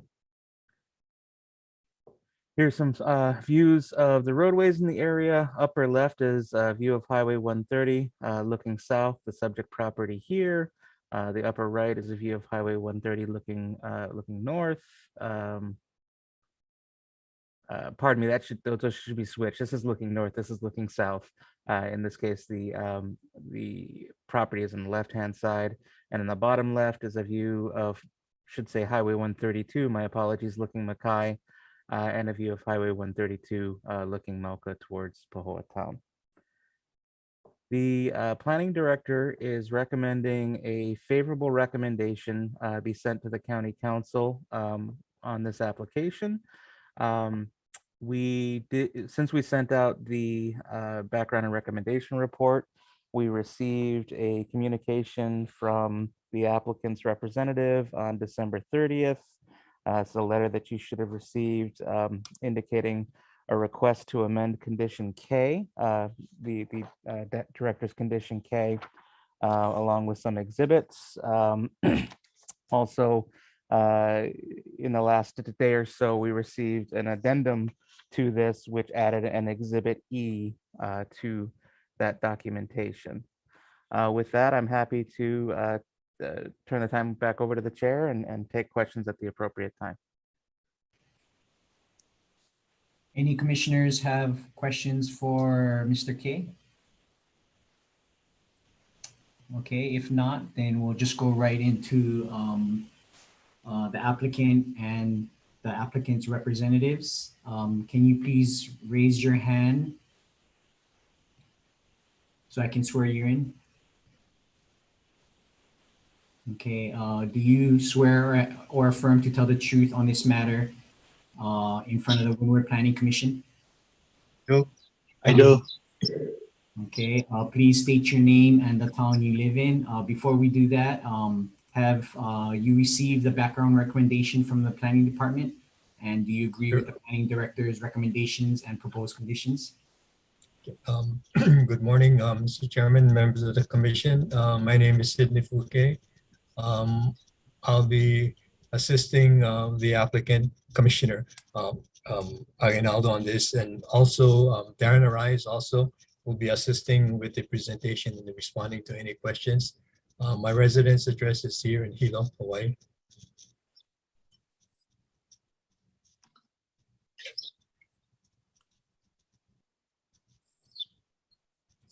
Do you want me to start with our Yes, presentation, Mr. yes, Chair? no, you can go ahead and start. All three of you guys are sworn in, so anybody can speak, and please go ahead. Sure. Thank you very much again, Mr. Chairman, members of the commission. You know, we are, Darren Arai and I, we're kind of helping Gilbert and his family on this rezoning application. By the way, Gilbert is my my favorite banana vendor at the cannoli market. I see him like every Saturday to buy my bananas over there, and he actually has a he's a better banana grower than he is a commissioner, in my opinion. But yes, we did receive the staff's background report and recommendation, and you know we've had a chance to discuss it with Gilbert, and you know he and his family fully concurs with one exception, and that's relates to condition K, and you know we'll discuss that a little bit later. Gilbert's role, Mr. Aguinaldo's role over here is specifically just to answer technical questions that either you know Darren or myself may not be able to answer. He's not in a position, you know, he will not be in a position to present you know the application or advocate it in one way or another, you know, just because of the sheer appearance of conflict. You know, and possibly you know if during the deliberation if he totally recuses himself by you know getting off on the both on the email and not email, but both the visual as well as the hearing portion. I think that might make the commission maybe a little bit more comfortable. The other thing I kind of wanted to add on that is the fact that fortunately in this situation here, the commission's role is merely recommendatory. It's a decision that the commission where we're recommending to the county council is unlike the first application where your decision is final. So, you know, that kind of like reduces some of the, I think the sting to the potential conflict issue. Having said that, just to provide some further emphasis on the application, the property received a use permit back in 2013 for a medical facility and was explicitly designed for only for medical operation. However, we know that you had in 2014, there was an eruption and was followed again, and a more major one in 2018. And that kind of like threw the plans totally off. And so in 2019, after the you know, the last 2018 lava flow, the thought was maybe to have this property be expanded in its use by creating more like a community hub. So he had then kind of like worked with the county, and they constructed the three of the structures that you saw, you know, on the staff's map. They all received the certificate of occupancy, but you know, along the way, the idea was that having the property used and restricted only to medical use was not really, you know, fulfilling, you know, in his mind anyway, for the community, because we know that the county had recently completed the Kilauea Recovery and Resilience Plan. And so the thought was by having a commercial zoning in that area, you could, this property could further help implement or support the resilience plan that was adopted, you know, by the county for this area by providing for a whole bunch of uses. So to be able to do that, you need to have the property rezoned from residential to commercial, and that's the reason why we're here. The first phase, you know, he already has these structures. They, you know, monies have been invested for them. So the idea was essentially just to convert those existing structures into any sort of commercial uses that the community deems appropriate. And then secondly, you know, ultimately the goal is to create like a single structure, single story structure consisting of about 13,000 square feet that would have like multiple uses, medical, commercial, so on and so forth. At the same time, because this site at one point in time was considered by the county as a transit hub, the applicant is willing to really, you know, continue the discussion with the county at the county's initiation. If the county wants to use all of it or a portion of it for any transit hub or things that would help implement the resilience plan, then, you know, the applicant is totally receptive to that. Born and raised and living in that community, so you know he's going to be doing everything he can to help out the Lower Puna district. The staff's background report kind of pointed out that, you know, the property is within the general plan medium density area. It complies with also the policy portion of the general plan. More critically, it's consistent with the Pune CDP, especially the Pahua Regional Town Center. In your background report, you will see a internal communication between the long range division of the planning department to the this division, noting that the property would be the projected rezoning rather is consistent with the Pahua Regional Town Center. All of the basic infrastructure are there, the water, the access, the wastewater system. It's all going to be complied with and specifically addressed as kind of outlined in the staff's background report and the conditions. I think the most troublesome one relates to condition K, which calls for the requirement of curb, gutters, and sidewalk, fronting the properties. The applicant has major reservations in that, for two reasons. One was that whether it would really be befitting, of this area to have like this urban type of environment, urban type of infrastructure, curb, gutters, and sidewalk in an area that's very rural. And secondly, is that in addition to the cost-wise, they are like alternative ways to address, the need for safe pedestrian movement in that area. And to help illustrate that point, I'd like to kind of now turn it over to Darren, Darren Arai, he will kind of like discuss in more detail what we're just talking about, and at the same time make a suggested amendment to proposed condition K. So Darren. Oh, thank you, Sydney. Happy New Year, Chair Al and members of the Windward Planning Commission. Great to see you guys all again, and thank you for your continuing service. We apologize for transmitting our December 30 letter to you, addressing condition K so late. But we hope that you have all of the commissioners and the staff has easy access to the exhibits, especially the exhibits that we just turned in yesterday that added a new exhibit E. So if it's okay, I would like to kind of go through the exhibits very quickly, one by one. So are the commissioners able and the staff able to look at those exhibits A through E? Darren, if it would be helpful, I can share those on the screen. Oh, that'll be awesome. Thank you, Christian. Okay, just give me 1 second, please.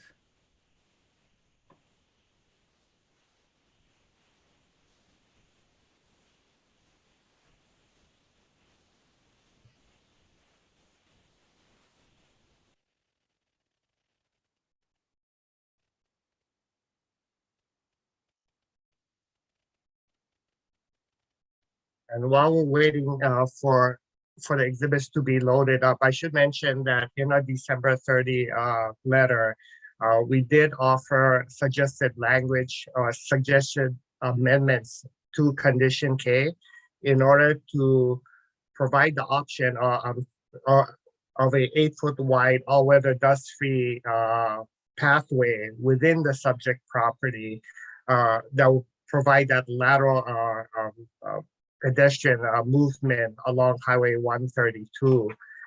And to ensure that it remains available for public use, the pathway would be encumbered by a non-exclusive pedestrian easement that will be non-restrictive. So in our December 30 letter, it did provide specific language on how we believe condition K could be constructed in order to accommodate this alternative pedestrian pathway.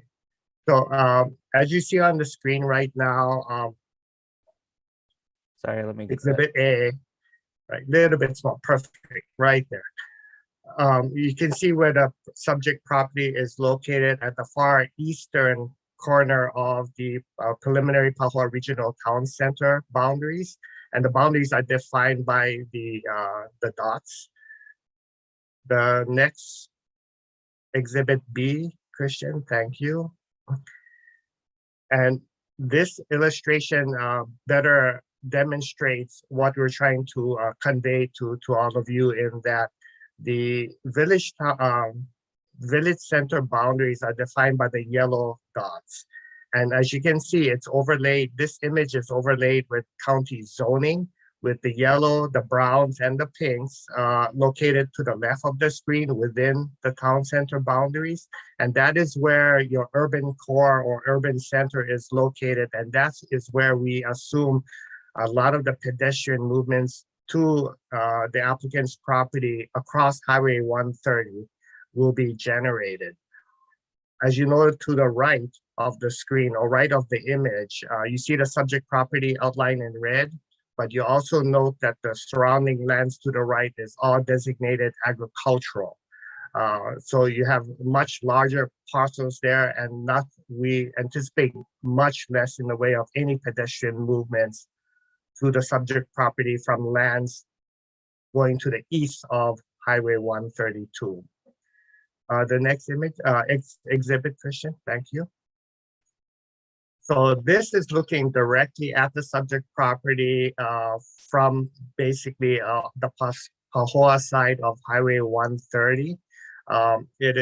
You may note that Highway 132 is off to your left and Highway 30 continues to run off to the right. And you see where the gentleman is walking to the along the crosswalk.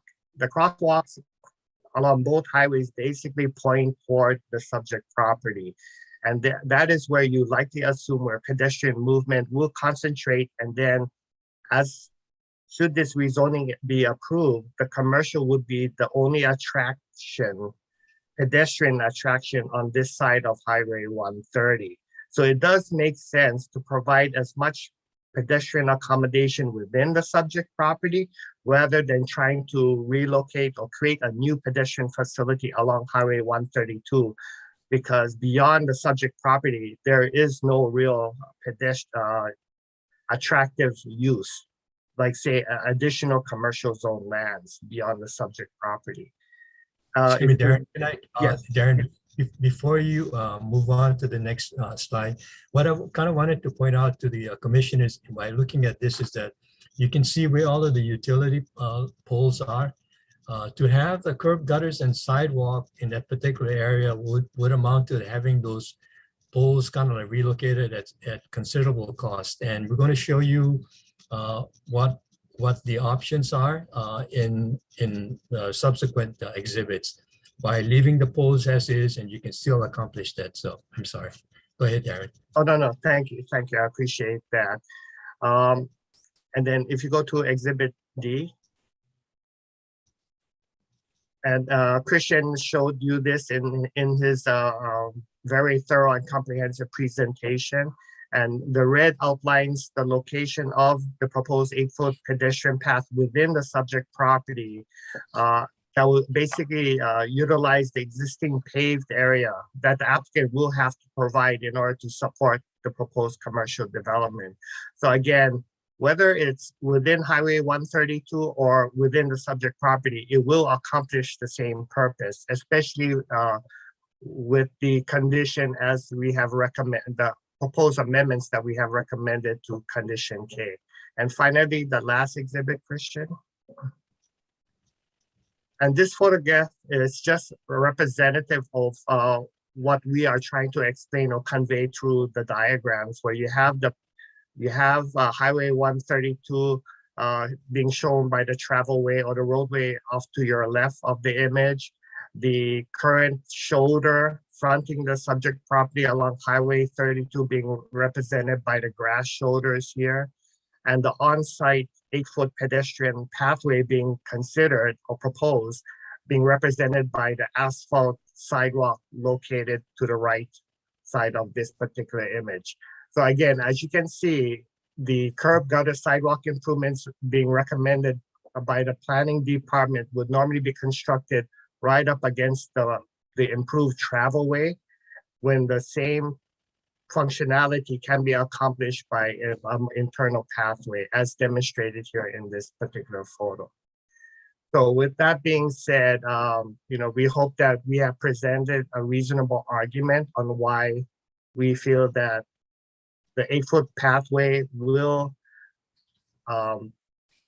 will ensure that public health, safety, and welfare, as well as any deleterious effects upon public facilities will not be impacted by this proposed commercial rezoning. So with that, we stand ready to answer any questions that you may have. Thank you, Mr. Rai. Thank you, Mr. Fouquet. Any questions for the applicant? Commissioner Galimba, you had your hand raised first. Thank you.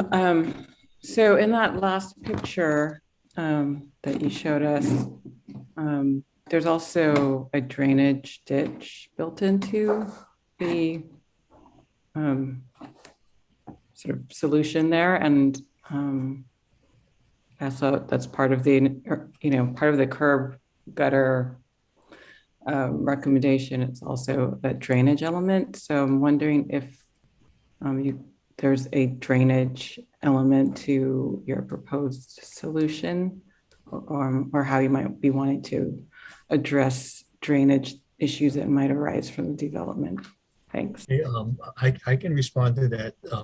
That photograph is taken from so-called what I would consider like the Waimea bypass road, right near where the Parker Ranch headquarters is. So it's in that section. So when they constructed that road, they had gotten some exceptions from the standard curb gutter and sidewalk requirement, because they wanted to have the ambiance more like in keeping with the with the area.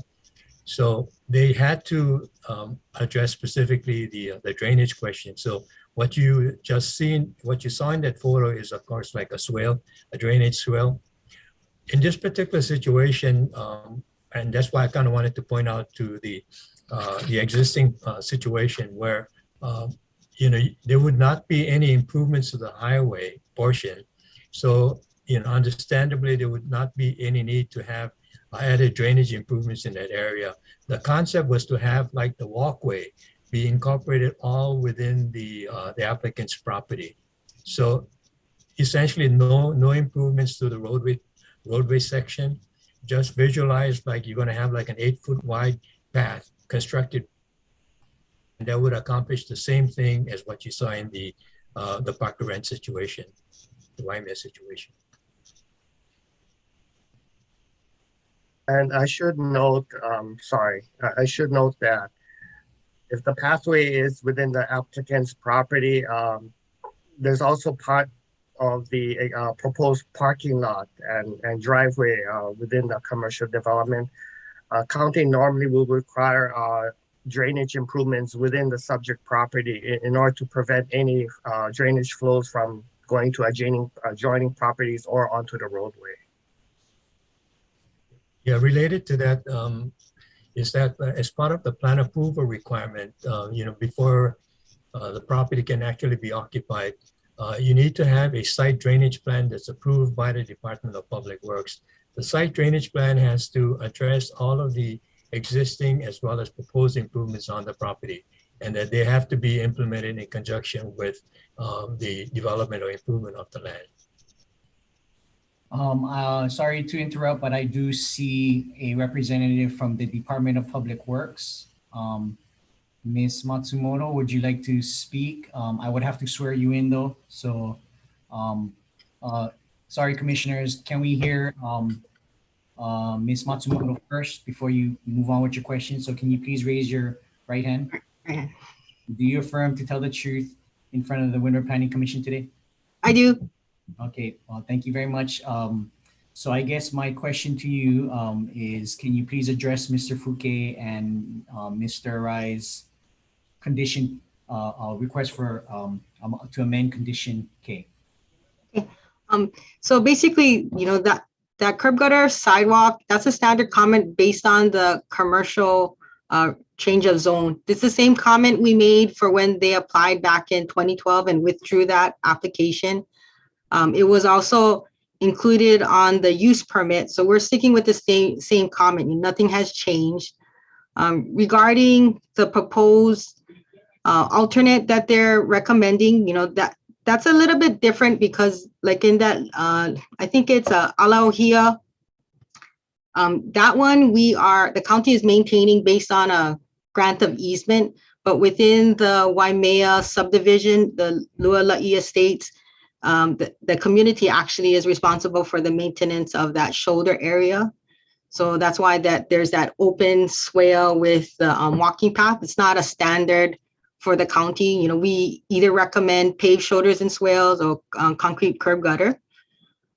If you do decide to go and allow them this alternate path within private property, you know, we don't have any jurisdiction. You know, we do recommend that the path be made out of something permanent like AC or concrete. And if it's going to be used by the public, it should also meet the ADA requirements. We want to ensure that we don't have to bear the burden of maintenance or any liability. So we would want to see any of the easement documentation written up before it gets recorded. Do you have any questions for me?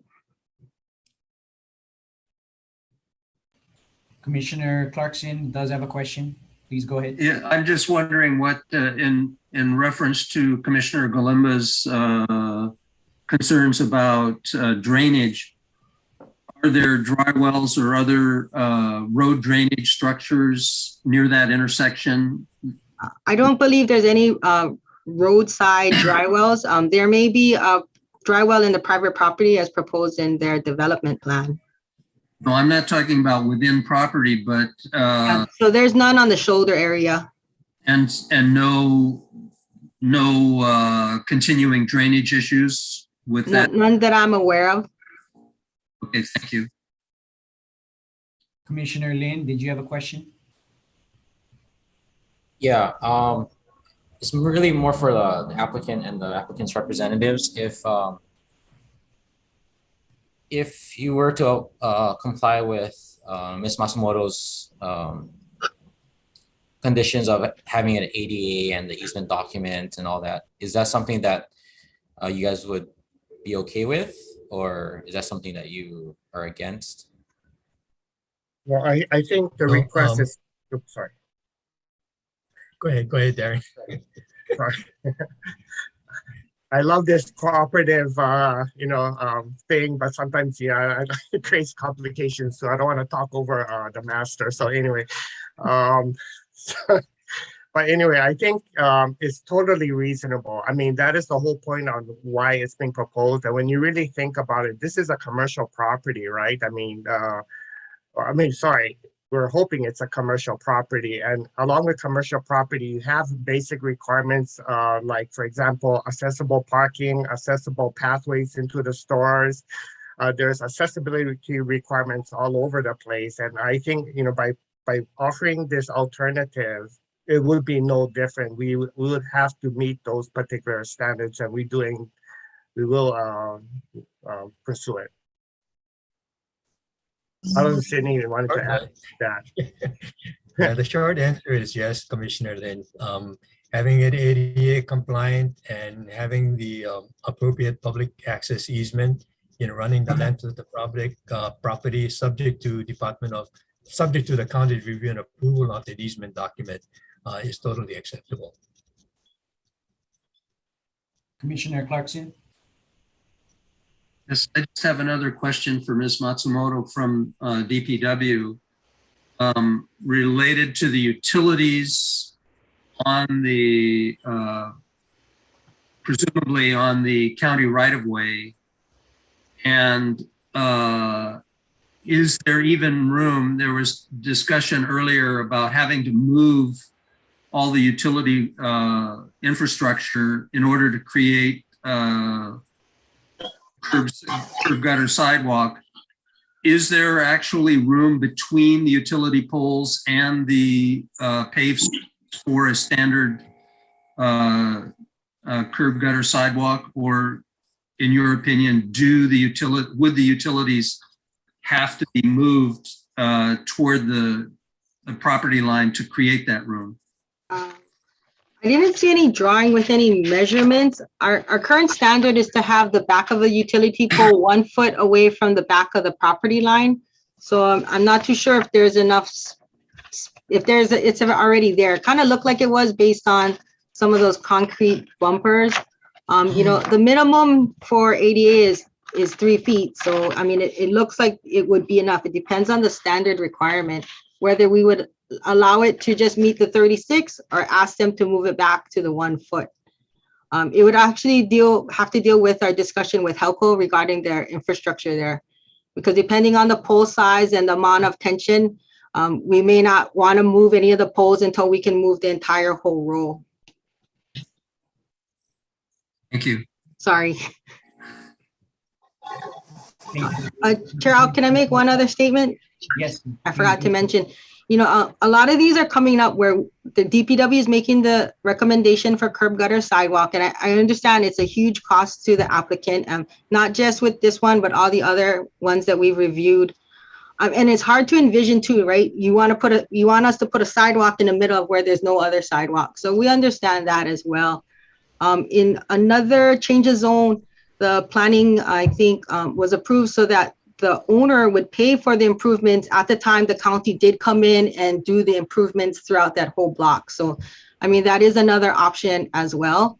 And it's something we feel that it's reasonable, for the Department of Public Works and for the applicant. It's just harder if the applicant sells it to somebody else and the county comes in 10 years later, now the new owner has to bear that burden of the cost.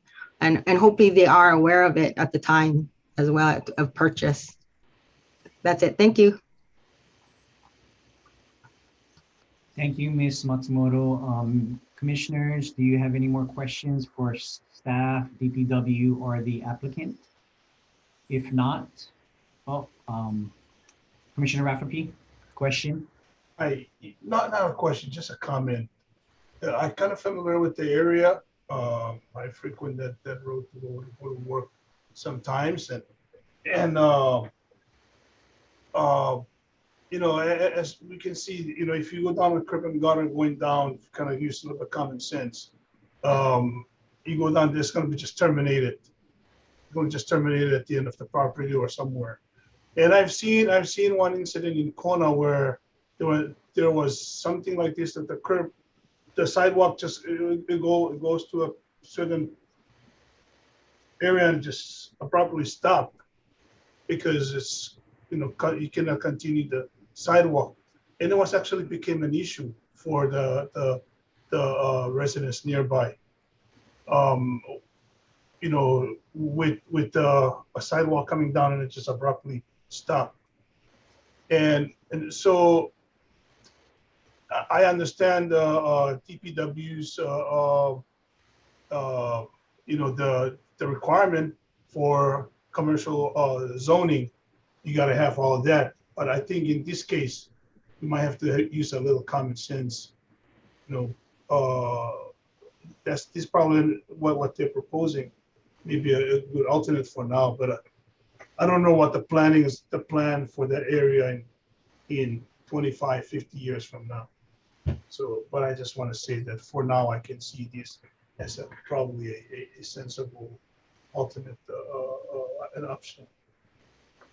Thank you. Thank you, Commissioner Rafferty. Any more questions? If we can stick to questions, and then we can go into discussion because we probably all have a few things to say. Commissioners, any questions to the applicant or staff? No. Okay. Well, I do see the applicant, Mr. Aguinaldo. You want to say a few words on behalf of your application? Yes, I do. Aloha, fellow commissioners and Mr. Chair. My name is Gilbert Aguinaldo. I born and raised in Pahoa, going for 50 years now.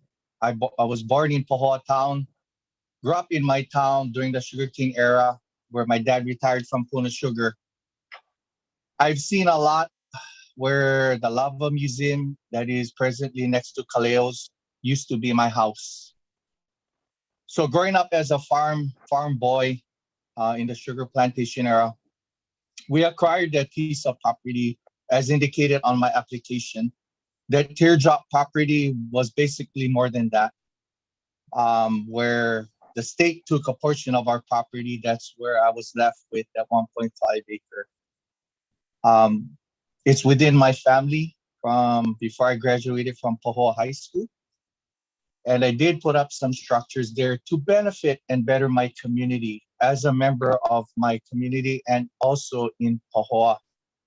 My facility currently, I've donated my time, effort to my community during the lava flows to help them utilize to bring comfort while they're lost of their home or they cannot go back to their home in Kapoho and in Leilani. And I also currently, through this pandemic, allowed medical firms to do their COVID testing and vaccination, where in my heart, growing up in Pahoa, is always to give aloha. That means sharing a lot of deep things pertaining to our property. But anyhow, thank you all.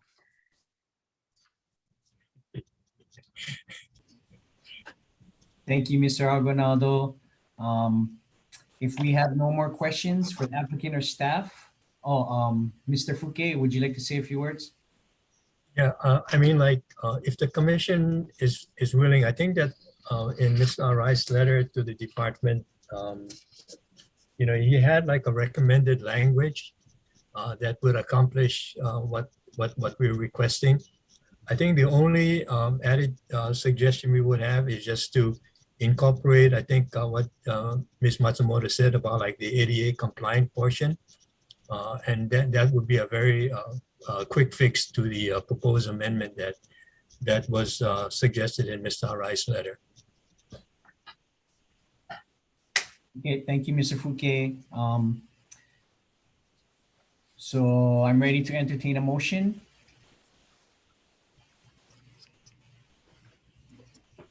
Chair, I'd like to make a motion. Go ahead, Commissioner Lin. I move that a favorable recommendation be forwarded to the County Council on the application of a change of zone docket number REZ 2021-008 based on the planning director's recommendation. But I'd like to make, I guess, a couple of changes to the conditions based off of our discussion today. I don't know what the language would be, but can it be subject to whatever DPW and the planning department comes up with?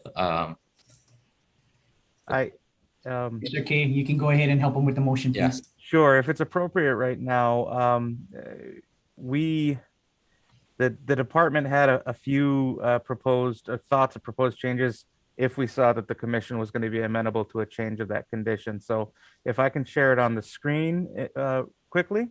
Yes. Give me one moment, please. Okay, and then.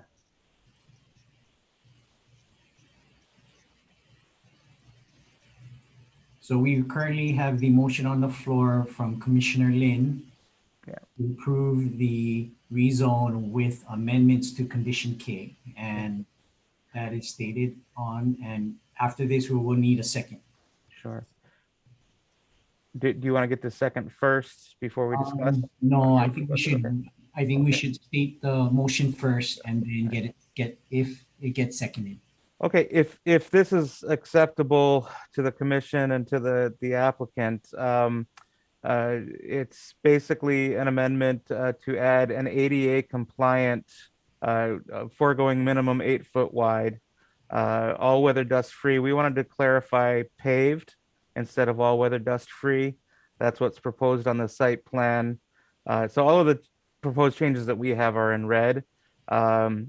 After public access easement, meeting with the approval of the planning director in consultation with the Department of Public Works, which should address the other question or the other thing that was brought up. So I'm open to any thoughts on this language from the commission or the applicant if this is acceptable.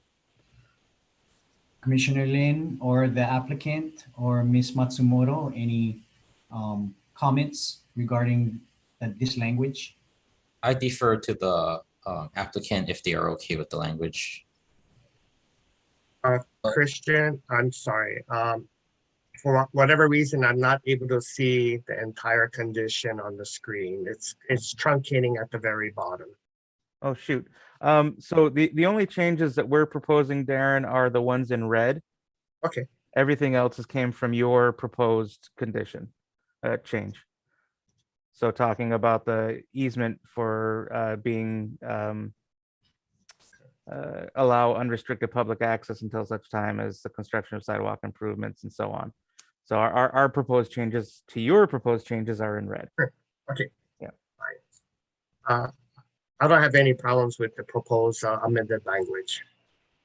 Yeah, as you know, like we're kind of like the Tweedledee and Tweedledum of the applicant for this. So, yeah, I agree with what Darren is saying. I think that it clarifies and addresses the point about the ADA compliant.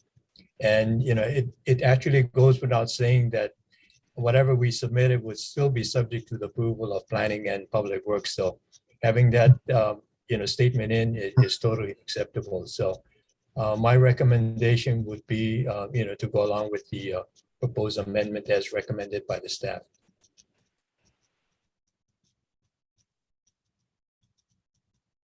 Commissioner Clarkson has his hand raised. Go ahead, Commissioner Clarkson. I don't see you, sorry. Yes, I just wanted to make one suggestion, if it's appropriate at this time, considering that we're amending the or qualifying Commissioner Lin's motion. Based on ADA compliance standards that were relayed by Ms. Matsumoto, I think we need to retain the 8-foot width rather than allow dropping back to a 3-foot width. This will be, I think, more traveled than a 3-foot width would, accommodate. So I'm fine with the paved, but I think we should retain the 8-foot width. So Commissioner Clarkson, what I hear you saying, if we changed it back to ADA compliant, comma, minimum 8-foot wide, paved pedestrian path, so on and so forth. That would be my suggestion. And the applicant would have no objection to that because that was, you know, that was the original representation to begin with.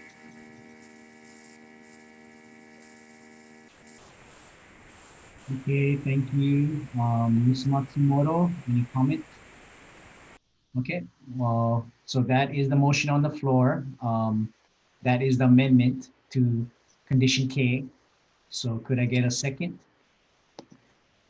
Second. Commissioner Clarkson has seconded. So now we can go into discussion. I'll go ahead and go first. I support this motion. I think it's fair for all parties with all the issues that we discussed. And that's my comments. Any other commissioners? Oh, sorry, staff. Mr. Darrow, you got a concern? If there's no other issues that are questions from the commission, I wanted to just make a comment. Okay, maybe we do the questions or any more discussions, or you know what, Jeff, Mr. Darrow, just go ahead and make your comment. Okay, thank you. You know, as mentioned by the applicant and the representatives, this is a unique situation. And the commission has made a recommendation to make that adjustment in this particular situation.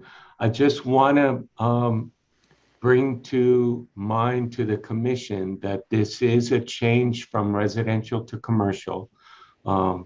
And again, it is a unique situation. Condition L, I want to bring that to light that right now what's being proposed is it's not triggering a traffic impact analysis report. It's just under it. In the future, you know, as we've got to keep in mind that, you know, there are proposals, conceptual plans that are brought before the commission and the council. Those are subject to change, right? I mean, and I'm not saying that this is the case in any manner in this case, but we have to keep in mind that this will become a commercial property. It could become a McDonald's, it could become a gas station, it could become any number of uses that are allowed in that particular commercial zone. Condition L is our, kind of like safety net. If those proposals come into us, we'll ask for them if the uses reach to a level that it's going to require a traffic impact analysis report, the applicant or new owner or whoever will need to do a new traffic assessment or analysis report, and we'll have to comply with recommendations made in that report. And so that's where I want to just put it on the record that even though there's a condition now of these improvements for this particular proposed project, the possibility in the future of that use changing and the requirements to put in other types of improvements may change. So I just want to acknowledge that moving forward. Thank you. Thank you, Mr. Darrow. Any discussions, fellow commissioners? Okay, if not, Mr. K. Oh, sorry, Commissioner Galimba. You wanted to? Yeah, sorry. I guess I just wanted to ask this. This is the question for Mr. Darrow based on your comments there. I guess I just wanted to follow on that, sort of looking forward, and are we making sort of exceptions that could be problematic in the future with this, I guess especially condition K, since that's what's under consideration. I'm assuming that all the other conditions are sort of standard and forward-looking. In your opinion, could there be problems from having made this kind of exception, or maybe exception is even too strong a word, concession? I understand your question. And given the unique circumstances of this particular application and the location of this particular property, almost being separated from the village core and connected to, as the applicant's representative noted, a more rural area, I think given the unique circumstances, I think the adjustment is as well agreed to by DPW that it is acceptable. Ultimately, it'll be the council's decision whether or not they feel this is appropriate, but I think we've all agreed that moving forward in this particular where we're at now with this proposal, it's acceptable. But I just again wanted to bring to light that we've seen it in the past, things change, and we've had people come back in and do those traffic analysis reports and requirements being placed on them that were more significant, that required the curb gutter sidewalk construction with the increase in uses.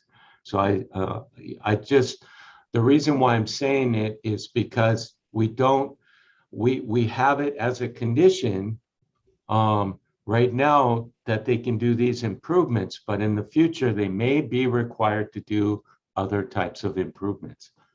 Just wanted to bring that up so everyone's clear on it. Thank you. Thank you. Thank you, Commissioner Galimba, for the question.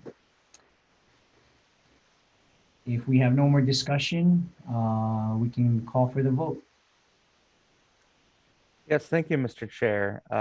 So this is a motion for a favorable recommendation with amendments to condition K. Commissioner Lin. Aye. Commissioner Clarkson. Aye. Commissioner Galimba. Aye. Commissioner Rafferty. Aye. Commissioner Replogle. Aye. And Chair Ao. Aye. Thank you, Mr. Chair. Motion carries 6-0. Thank you, Mr. K. So you will be notified in writing. Thank you, Mr. Fouquet. Thank you, Mr. Rai. Thank you, Mr. Agonado. So now, Thank you very much. Yep. thank Thank you. you very much. Happy New Year. Thank you. Okay, so we're done with our 2 agenda items. I believe, should we wait for Commissioner Agonado to come back, or we actually have quorum so we can carry on with our meeting? Is that correct? Yes, you can carry on. Okay, so let's just go right into the report of special management area. I'm sure everybody got to review, received it and reviewed the 2 reports. And we did have one testifier that brought up some issues, but is there anything, staff, you want to add to it? Yes.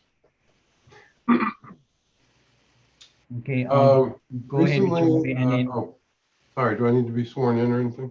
no, just go ahead. And I believe Commissioner Clarkson raised his hand. He probably has a question. Please go ahead. The commissioner can go first if you'd like. That's fine. Okay, go ahead. Thank you. I'm just curious. I noticed, and I don't have it in front of me, that in some cases, wells are exempt, and in other cases, they get a minor permit. Can somebody clarify why that's? I got that, Jeff. Okay. A well is considered an accessory structure to a single family residence. If a single family residence exists on the property, then the well is an exempt action. If the well is the only thing on the property, it is not accessory, therefore it requires a minor permit. Okay, thank you.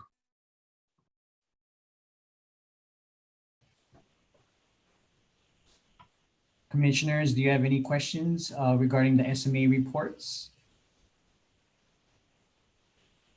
Okay, well, thank you very much, everybody. Next, what is our agenda item for the next meeting? Do we have, how many items do we have on the next meeting? Chair, we have, it's 2 items, but 1 project. And then we have a presentation by our long range division. And then just a reminder about the decision in order for Hewitt also. Will also be on that next agenda. Okay. Actually, sorry to interrupt. I think Alex, maybe you were talking about Leeward's next. Oh shoot! Hearing. Sorry. Yeah, no problem. So for the next Windward hearing, we've got a rezoning application in South Hilo. We've got a planning director initiated reversion of zoning in Ka'u. And then we've got the findings of fact, conclusion of law, decision and order for the denial from today. Okay, thank you, Mr. K. So we have 3 items on the agenda for the next meeting, Thursday, February 3rd, 2022. And I believe that is still under the proclamation, so we will be doing it Zoom. Correct. Okay. So if we don't have any further business, commissioners or staff, may I hear a motion to adjourn? So move. Okay, Commissioner Lin, second. Can I get a second, please? Second. Commissioner Galimba. Okay, so if all in favor, we can do a voice vote in adjourning our meeting, and we'll see everybody in February. Everybody say aye. Aye. Aye. Thank you. Bye, everybody. Thank you. Aloha. Bye-bye. Aloha. Aloha.